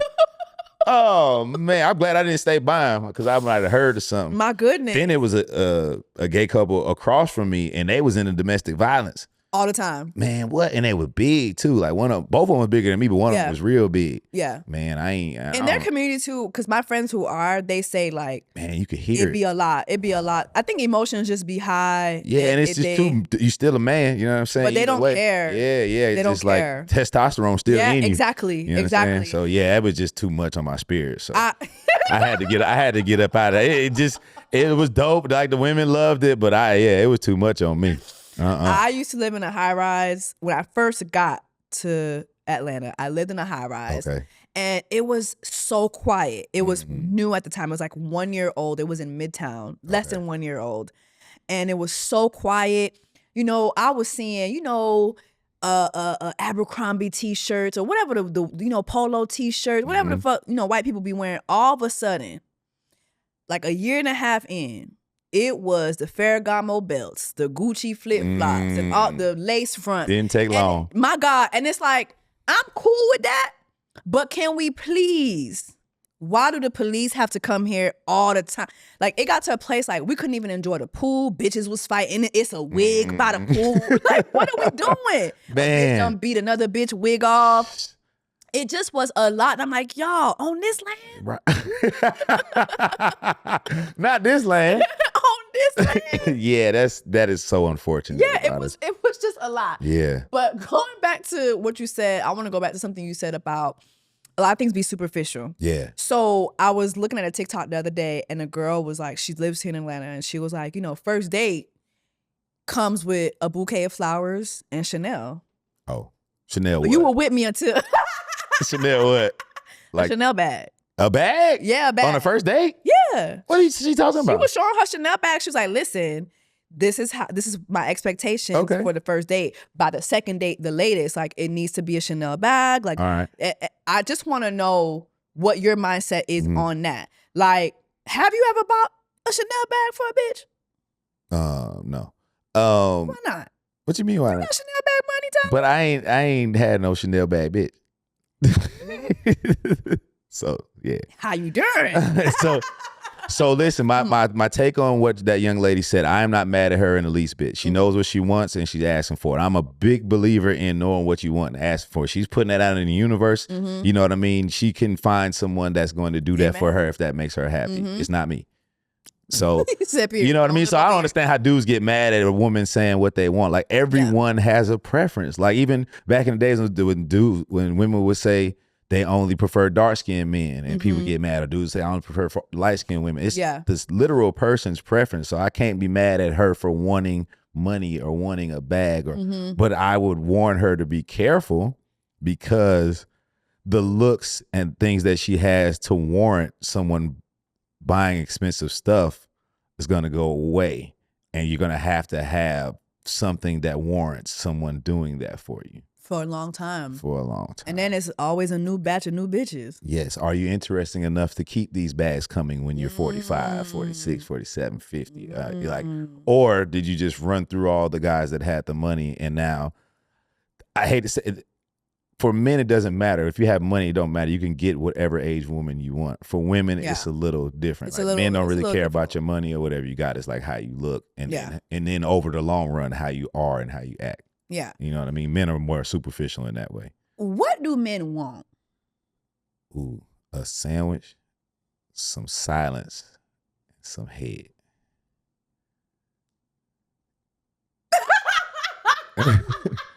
That's it? Nah. Okay. Shout out to Dave Chappelle. That was a joke he had. He said, just make a nigga. He said it had a list of 50 things that men want. I said the list is 3. He said the list is 3 things long. Suck his dick, make a sandwich, shut the fuck up. But you know what though? I joke about that, but there is a part to being able to read the room. I always say that. A woman that can read the room. And when I say that, not even just going out and being around people, reading the room with your man, knowing when to pry or when to say something, or also when to just give that space. And that goes both ways, obviously, but we're talking about what a man wants right now. Yeah. Initially, like when you're dating, mm-hmm. like what do men be wanting? A man wants somebody that makes him think about the woman when you're not with him. Besides her looks. You know what I mean? Like if a man wants to look at a woman and see more than, okay, I can have sex with her. The man was looking at a woman like, oh, she'll be fun to go to this. Or I can take her to this and she won't trip. Or like, I do stand-up comedy, which seems fun. But, you're in a hotel all day, then you're in a green room for 6 hours and you're doing 2 or 3 shows. And can someone sit there and wait through all that? Like people showing about Travis Hunter and his girlfriend and she couldn't sit there and wait for him to take. Can you do things like that? Like, and you can tell by you first meet them by how they act, or like they like fidgety. Do they not have patience? A man would like a woman with patience, which is kind of hard to find because a woman kind of needs things because their clock is ticking. So that makes a lot of other things tick as well. So, and it's just something that makes you feel like, just gives you a feeling. Like, you know what I mean? I wonder if you're funny or you just have a sense of humor, that is probably very high on the list. Mm-hmm. And a man, I think right under there or maybe above it, depending on who you are, a woman that could teach you something, anything, even if it's about skincare or really, hell yeah, a woman that can teach you how to take care of yourself. That's amazing. Yeah. Really? Yeah, but a woman that can teach you about anything, you know what I mean? Like even if she's got a job in the government or a job in finance or whatever she does, she can teach you about it. Or like, you're a music writer or, singer or whatever. You teach somebody about what it is to be in a studio and what the levels are on XYZ. That's something that, a lot of people don't know. So a man would like for a woman to teach her while I'm leading. I want to know that you can also teach me, but you being able to teach me shows that you can learn. Yeah. Mm-hmm. I hear what you're saying, and that's great to know. Mm-hmm. But ain't that easily attainable when you're dating women? Like all the things that you described. Right. Ain't that everywhere with women? No, I don't think so. Are you sure? I don't think so. So it's hard to find a woman with patience. Yeah. Really? Yeah. I mean, I know we want women what we want it. Yeah. Think about when you about to go out with 4 homegirls. Mm-hmm. Yeah. Think about how impatient at least 2 of y'all get. Yeah. Yeah. And that happens all the time. Mm-hmm. But by and large, if a man is going out with a woman, he has to have the patience to wait on her to get herself together and know there's a reason she's doing that. Because women get judged more when they're out, so they have to be 100% top to bottom and look whatever. But also, too, we just like it. And y'all like it. Yeah. Yeah. We just like getting ready. We like getting a little, a little jazzed up and whatnot. Yeah, for sure. Yeah. For sure. But we got to have the patience to wait on that. Mm-hmm. So how do you think, like, women... Because, I mean, I know you don't like to impose your outlook on anybody. Mm-hmm. But what are some things that you think women can do better as far as showing up in the dating space, especially in Atlanta? Have something to talk about. So, like dating space, I mean, like on the actual date. So, first date. Boom. Yeah, have something. Well, the man's going to choose where to go. Mm-hmm. And a lot of men don't do that no more. You should accept it. But also, as a woman, if you have somewhere that you really wanted to go and you think this person's cool, suggest it. Okay. You know what I mean? I think that's a cool thing because that would take some of the pressure off the man in terms of having to find something that he thinks you're gonna like. Because that's the hardest part about it. Because it's like that's a lot of pressure for me. Like, dang, just choose a place. Well, everybody don't like what I like, so I would like to like get a suggestion or two just to help me out. You know what I mean? Like, not even an actual place. It's like, all right, I like to eat seafood, or I like to do activities. I'm an outdoor person. Like, give me at least that. Yeah. You know what I mean? You don't feel like the women be doing that? Nah, they're on some, like you just said, they're on some you pick the place. A lot of men don't be doing that. Yeah, because we need a little guidance. Just a little. So you feel like that's why the men don't do that, is because we be like, so you don't know where you want to take me? I think so. I think it'll take a little bit of pressure off it. Like I said, if you just name a general thing. Just say, oh, I like you said, just Okay. Yeah. And if a man pays attention to enough, like say if you're talking to a girl for 2 weeks before y'all actually get to go on a date, if you pay attention to her enough, you'll figure out where to go. You'll know. You know what I mean? Just be interesting enough when you're there. Have something to talk about. I would say have a spiritual base and talk about that, off the rip, because that could mean, if that means a lot to you, you know what I mean? That could make or break you. That could make or break you. That can help you get out of that date right there and there, or say, okay, this person may still have some potential to go in that route. So, and then just go with the intention to have fun. Don't go with the intention to find your husband. Don't go. What if you might be my husband? You might be my husband. I feel like you're gonna have fun with your husband. So if you go with the intention to have fun, it still could happen. You know what I mean? So, and also talk about your ex if it's asked. That's a good point. Yes. I actually feel like you shouldn't talk about your ex soon. But I mean, if it comes up and maybe something happens, but but I feel like if you're gonna talk, just make it general. You ain't gotta go through too many details. I think then you start trauma bonding, or sometimes you don't know who you're talking to yet, so they might just put all that shit in their pocket. Yeah. To use for for another time. Yes, and that's another thing. You remind me what some of the things that women do, especially out here in Atlanta. Man, it was, and it's still a kind of a streak. It's a streak from when I first started dating women. Like, I don't know what it is. Within 2 weeks, something happens where they need money. I don't know what the heck. Every single one. Are you serious? I wish I was lying. Tell me 3 examples. Okay. 3 examples. I'm gonna go. One needed money for rent because her roommate moved out on her and she didn't have it. Another one needed $400 for her Hyundai for a car note. And she had just got pregnant. Crazy. I was like, damn, you got pregnant by the wrong dude. What? So now you better be on the bus with a baby. Oh my God. Oh my God. And then it's just so many. And then a daycare situation. She needed money for daycare. Yeah, well, I didn't mind doing that because I felt like that was real. You gave her the money. Yeah, I feel like the other ones were like they just needed some money. Yeah, you know what I'm saying. Yeah, but it was without a doubt to the point to where I talk about it with other men that are kind of like in my circle and status or whatever. They like, yeah, bro, that happens to me like all the time too. So I'm like, I feel like y'all had a meeting. And it was like, within 2 weeks, you have to break down tragedy wise and tell them you need $400. Okay. Wait. I wasn't at this meeting. I wish I was. I've never been able to ask a guy for money. Okay, yeah. I was talking to someone else. I was talking to Medina about this. I'm like, wow, there are some women who just have a gift for asking men for money. And they get it every time. And it's probably not even just one dude. Like, I'm probably not even one dude. Like, they probably needed $1,200. Yeah. And they didn't want to ask me for $1,200. Exactly. So they gave me the $400 and they get 3 other guys with the $400. $200. You know what I'm saying? And now the collection plate's full. So that part. And I'm not mad at that either. Hustle how you hustle. But it just was happening too frequently. And also talking, like every once in a while you'll talk to a woman that probably had broke up with her dude for a while and y'all are talking for a second and she disappears. I know my mind, she got back with her man. But it was happening too much to where I would talk to a woman and then she would disappear, like stop responding, and then that shit just got weird to me. So I hadn't dated a woman in Atlanta for years. Like all the women I was talking to, like I'm flying to see you or they're flying in to see me or whatever. So yeah, I hadn't dated a woman in Atlanta like probably since my last girlfriend here. And that was there ever an incident where your last girlfriend was 2018?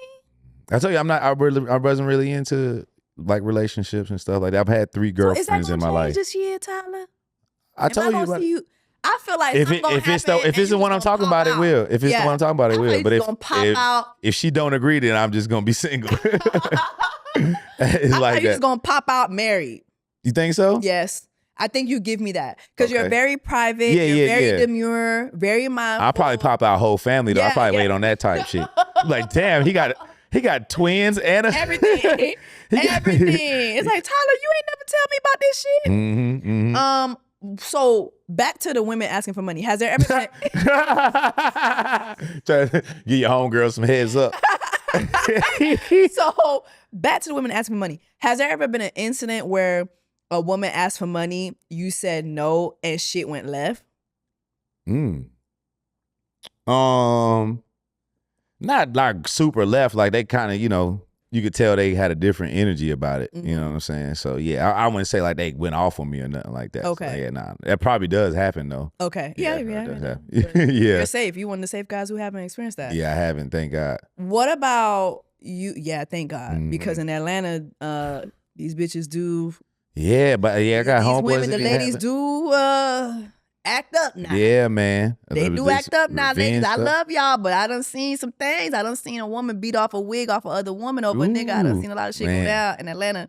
I try to be like, so whatever type of relationship I have with a woman, like I always try to make sure that I'm never disrespectful or do anything to make them want to get a revenge. Okay. You know what I mean? So You're always sweet about it. I try to be who I am to everybody. Okay. You know what I mean? Because you're very nice. That's what I'm trying to be Consistently there. nice. I feel like you're somebody who has a what's your sign? I'm Aries. You're Aries? Yeah, I feel like you have a consistent mood. There's not one time I've ran into you or I've worked with you that you didn't have a consistent mood. I got it from my mom. Like, you know what I'm saying? Like she was always consistent. Like I ain't never seen her cry. I rarely seen her angry. You know what I'm saying? Oh, wow. Like she's always just steady or happy or whatever. You a happy she ass show nigga. I will depression, say none of that. Yeah, for sure. You are a very happy for sure. black man. Yeah, I am, man. Hey, man, I'm tall and I look good. Period. You know what I'm saying? You got money. know how y'all women do them short people. Them short men. Golly, I'm so glad. So Because my mama's short.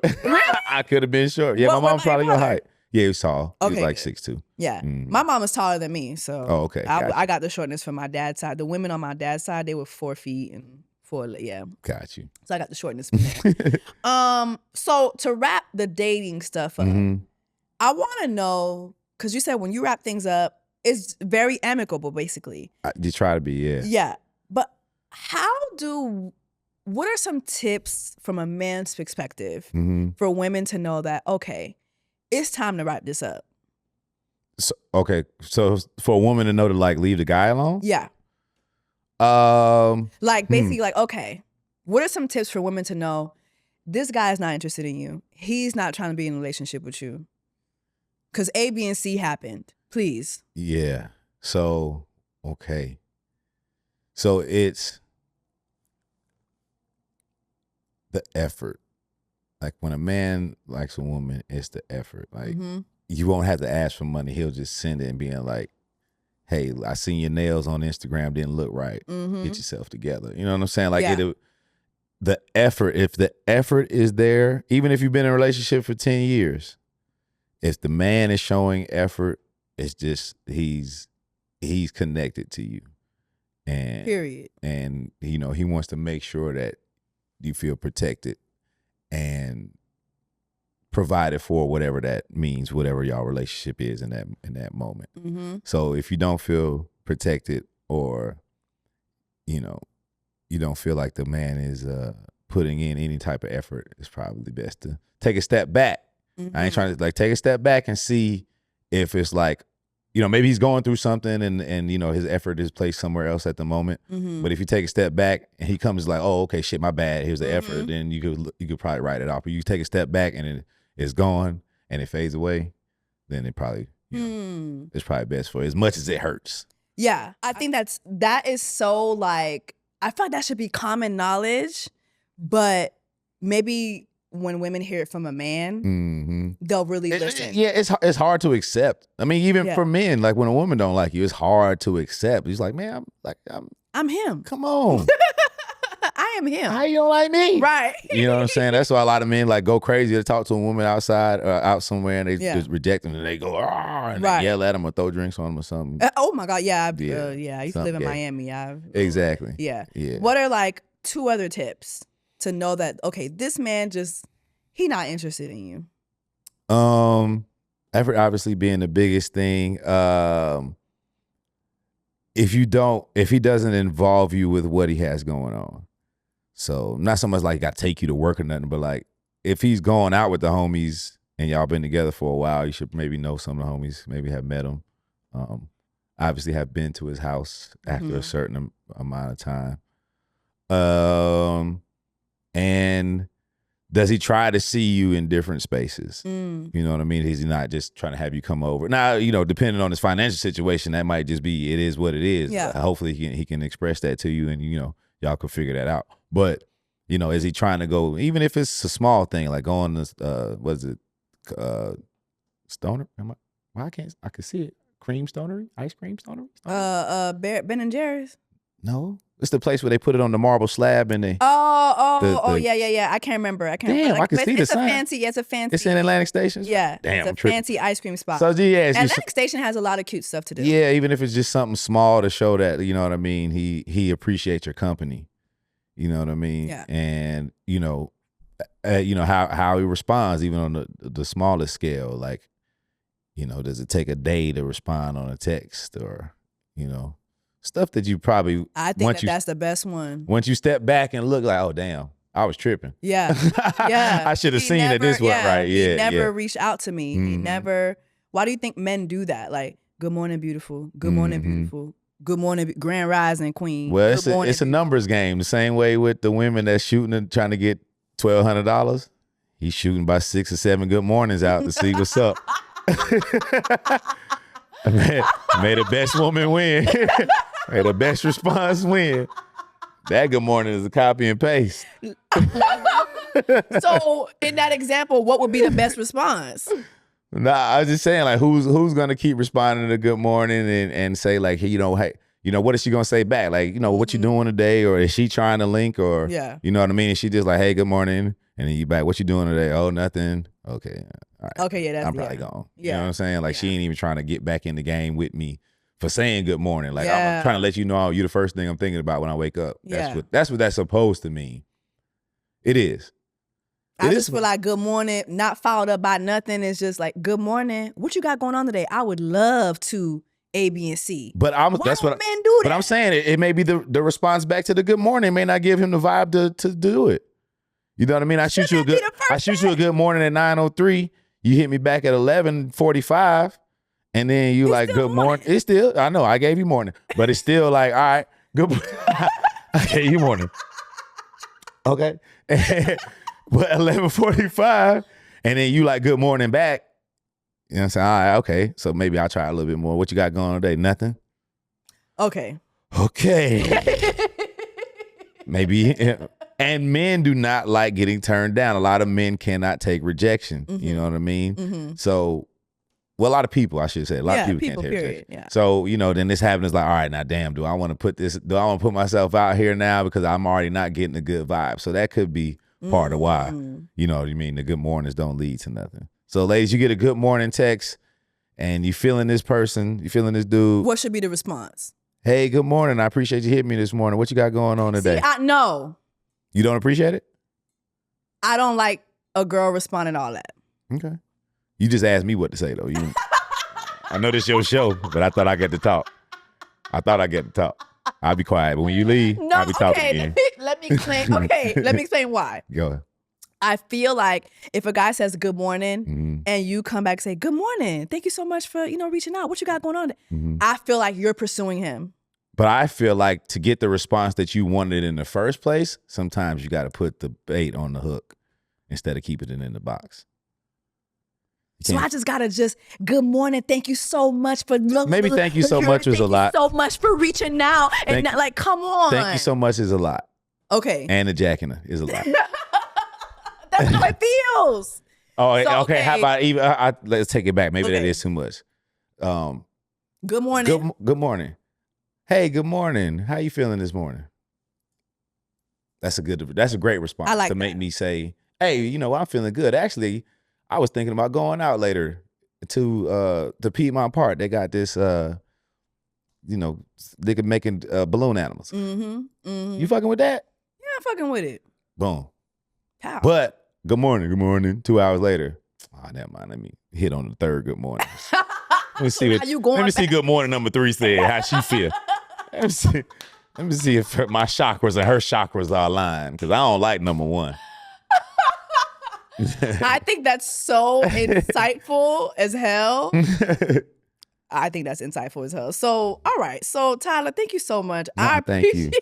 Thank you for having me. I had to hit you up and like, I want to be on the podcast. I'm so happy you did. I'm trying my best to do more guests. So I'm you should. I should. Yes, you're great at this. Am I great? Yes, and you're gonna have your own talk show, so you might as well do it this way. Like you can have a talk show by yourself, but let me tell you something, that would be very difficult. Yeah. So yeah, you got to have the interviews and then play games with the people. And, yeah, you'll talk about it. So by the time it comes to it, your man can produce it. If you need a writer, I know a guy. You know a guy. I know a guy too. His name is Tyler Chronicles. Come on, man. Just a couple things. Talk show coming very soon. Thank you so much, Tyler. Tyler, tell everybody where to follow you. Yes. If you have anything coming up, tell us how to support you. Yes. Tyler Chronicles on every single thing. Except TikTok, because they banned my first one. So it's Tyler Chronicles 420. They ain't revive it after the TikTok ban? No, they did like a long time ago when I first had it. Like what you was on there doing? Nothing at all. The same thing I'm doing on Instagram. I just put it over there, and they just. So what happened was they'll block my video, and I wasn't going on there a lot. Sometimes too. And I would appeal it, and then they would put it back on, but nobody would see it. It'd be out the algorithm by then. My first account, they were doing that, but I wasn't going to check and seeing it. So after a certain amount of blocks, they just take your page. I never even looked at it. And I had like 100,000 followers on there at that time. So yeah, I don't care. Okay, I don't do that. Oh, also part of the thing I was talking about earlier, I set my timer for 30 minutes, and as soon as I get on social media, I start the timer and whatever, and then I stop it. That's so good. By the end of the night, I see how much time I got left. So you know what I started doing? I felt like the first Sunday of this year I was in church, and I felt God tell me to stop looking at my timeline. I thought that was so weird because that's your timeline, but I felt like it was a way to tell me to stop trying to keep up with what everybody else is doing. Sometimes I feel like I would look at my timeline, I'm like, damn, why didn't I think of this? Or I should go do this too. And it's like, no, I felt like God was telling me to focus on you. Stay focused on what you're doing. This is what you're doing. And in due time, it will go where it needs to go. But stop trying to compete. Like, people will be surprised because I don't look like a competitor, but in my mind, how the fuck did Tyler think to do that? How did he get that? And I didn't get this.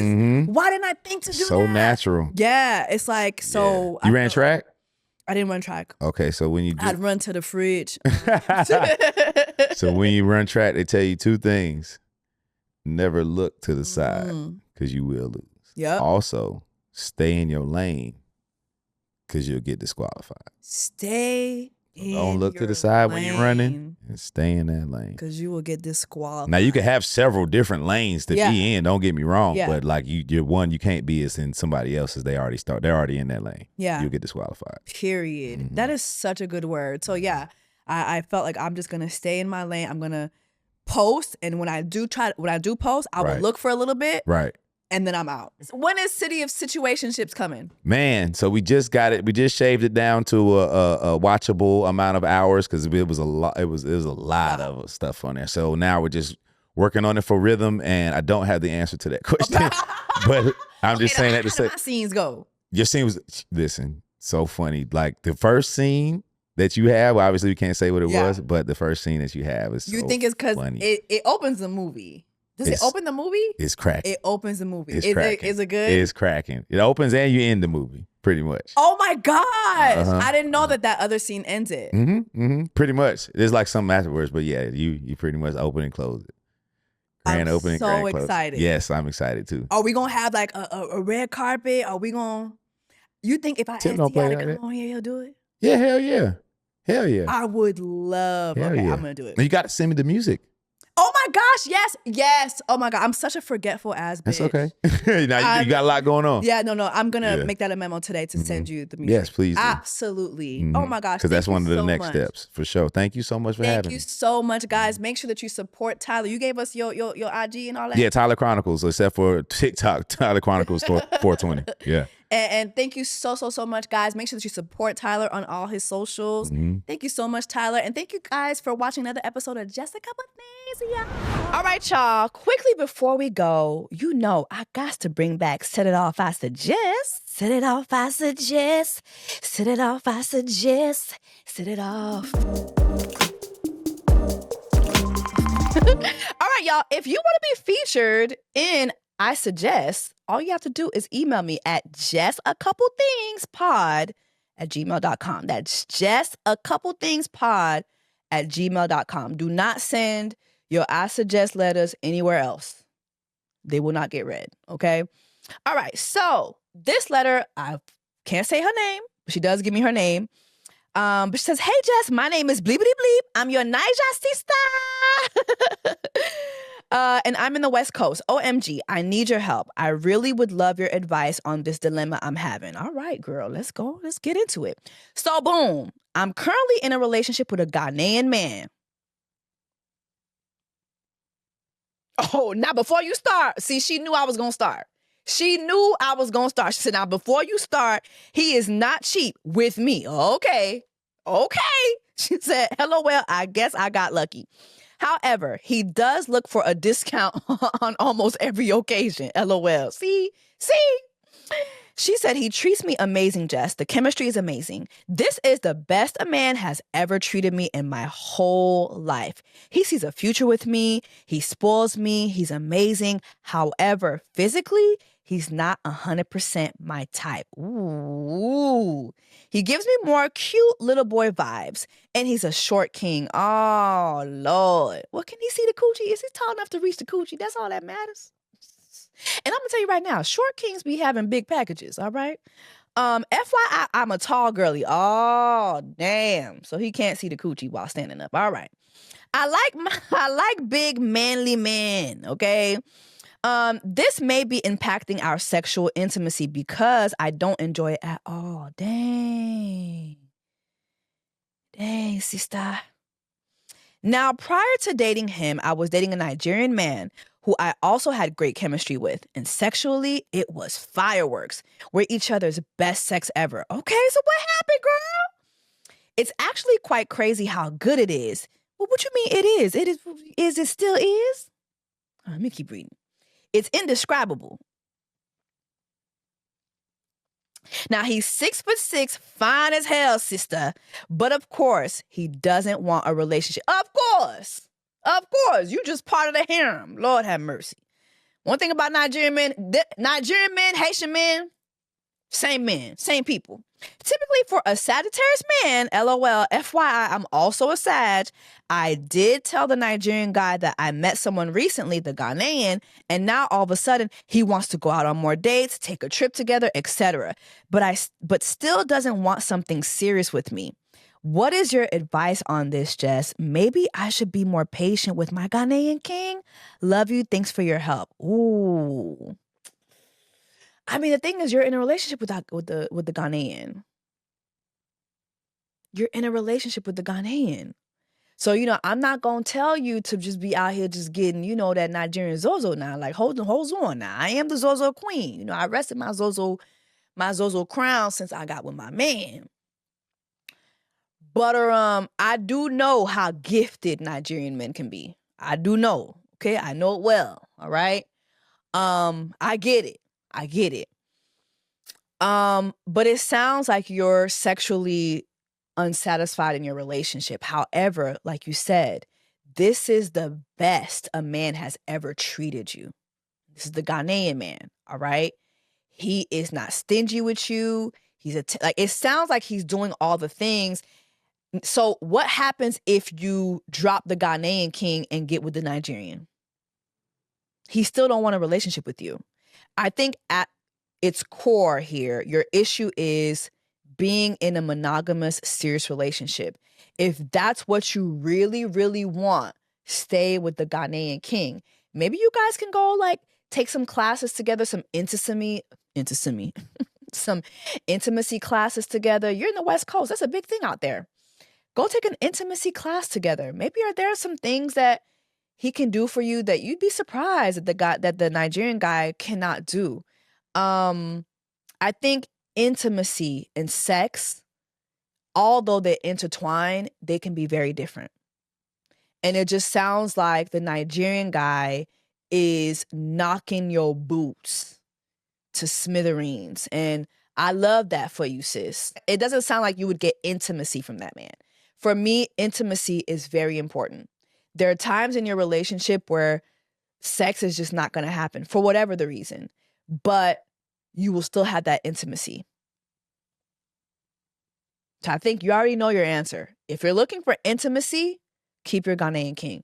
If you're looking for lit sex, go ahead and go to Nigeria, okay? Go ahead and let Burna Boy, do what he gonna do with you, all right? But if you stay with Kofi and them, I think you will get the intimacy that your heart desires. Give him a chance. Let him know what you're seeking. Communicate with him. Tell him, hey, you know what? This is not really working for me. This is what I prefer. Surprise him with an intimacy class or a fun intimacy event that you can go to. Surprise him with that. Take initiative. I know it's hard because you're a woman and we feel like the man should do all the work, as he should. But sometimes we can help them a little. And I think that it sounds like you have a really, really good guy, and I would hate for you to lose out on a really, really good Ghanaian king for some Nigerian peen. Okay? So that's my advice to you. Keep your Ghanaian king, sister. Keep your Ghanaian king. And if something should happen, go ahead and go back to Burna Boy Island. All right, y'all. Thank you so much for tuning into another episode of Just a Couple Things, y'all. Make sure that you are following me on every podcast streaming platform so that you get the episodes fast, quickly. Also, make sure that you subscribe to my YouTube channel so you can see the visuals. Thank you so much to Tyler Chronicles for joining us in this episode. I am so appreciative of you. Make sure that you guys follow him on every platform that he has. Make sure that you support his work. And y'all, thank you so much for spending another episode with me. We're on episode 21. I can't believe it. Like, I'm really being consistent. I was really kind of scared, not gonna lie, to do a podcast. I didn't think I could really just follow it through. But I'm so proud of myself for staying consistent. And I'm so blessed to have all of you who listen to me consistently. So anyway, guys, I'll see you guys next time. Until then, take care of yourselves and each other. I love you. Chasing me like waterfalls.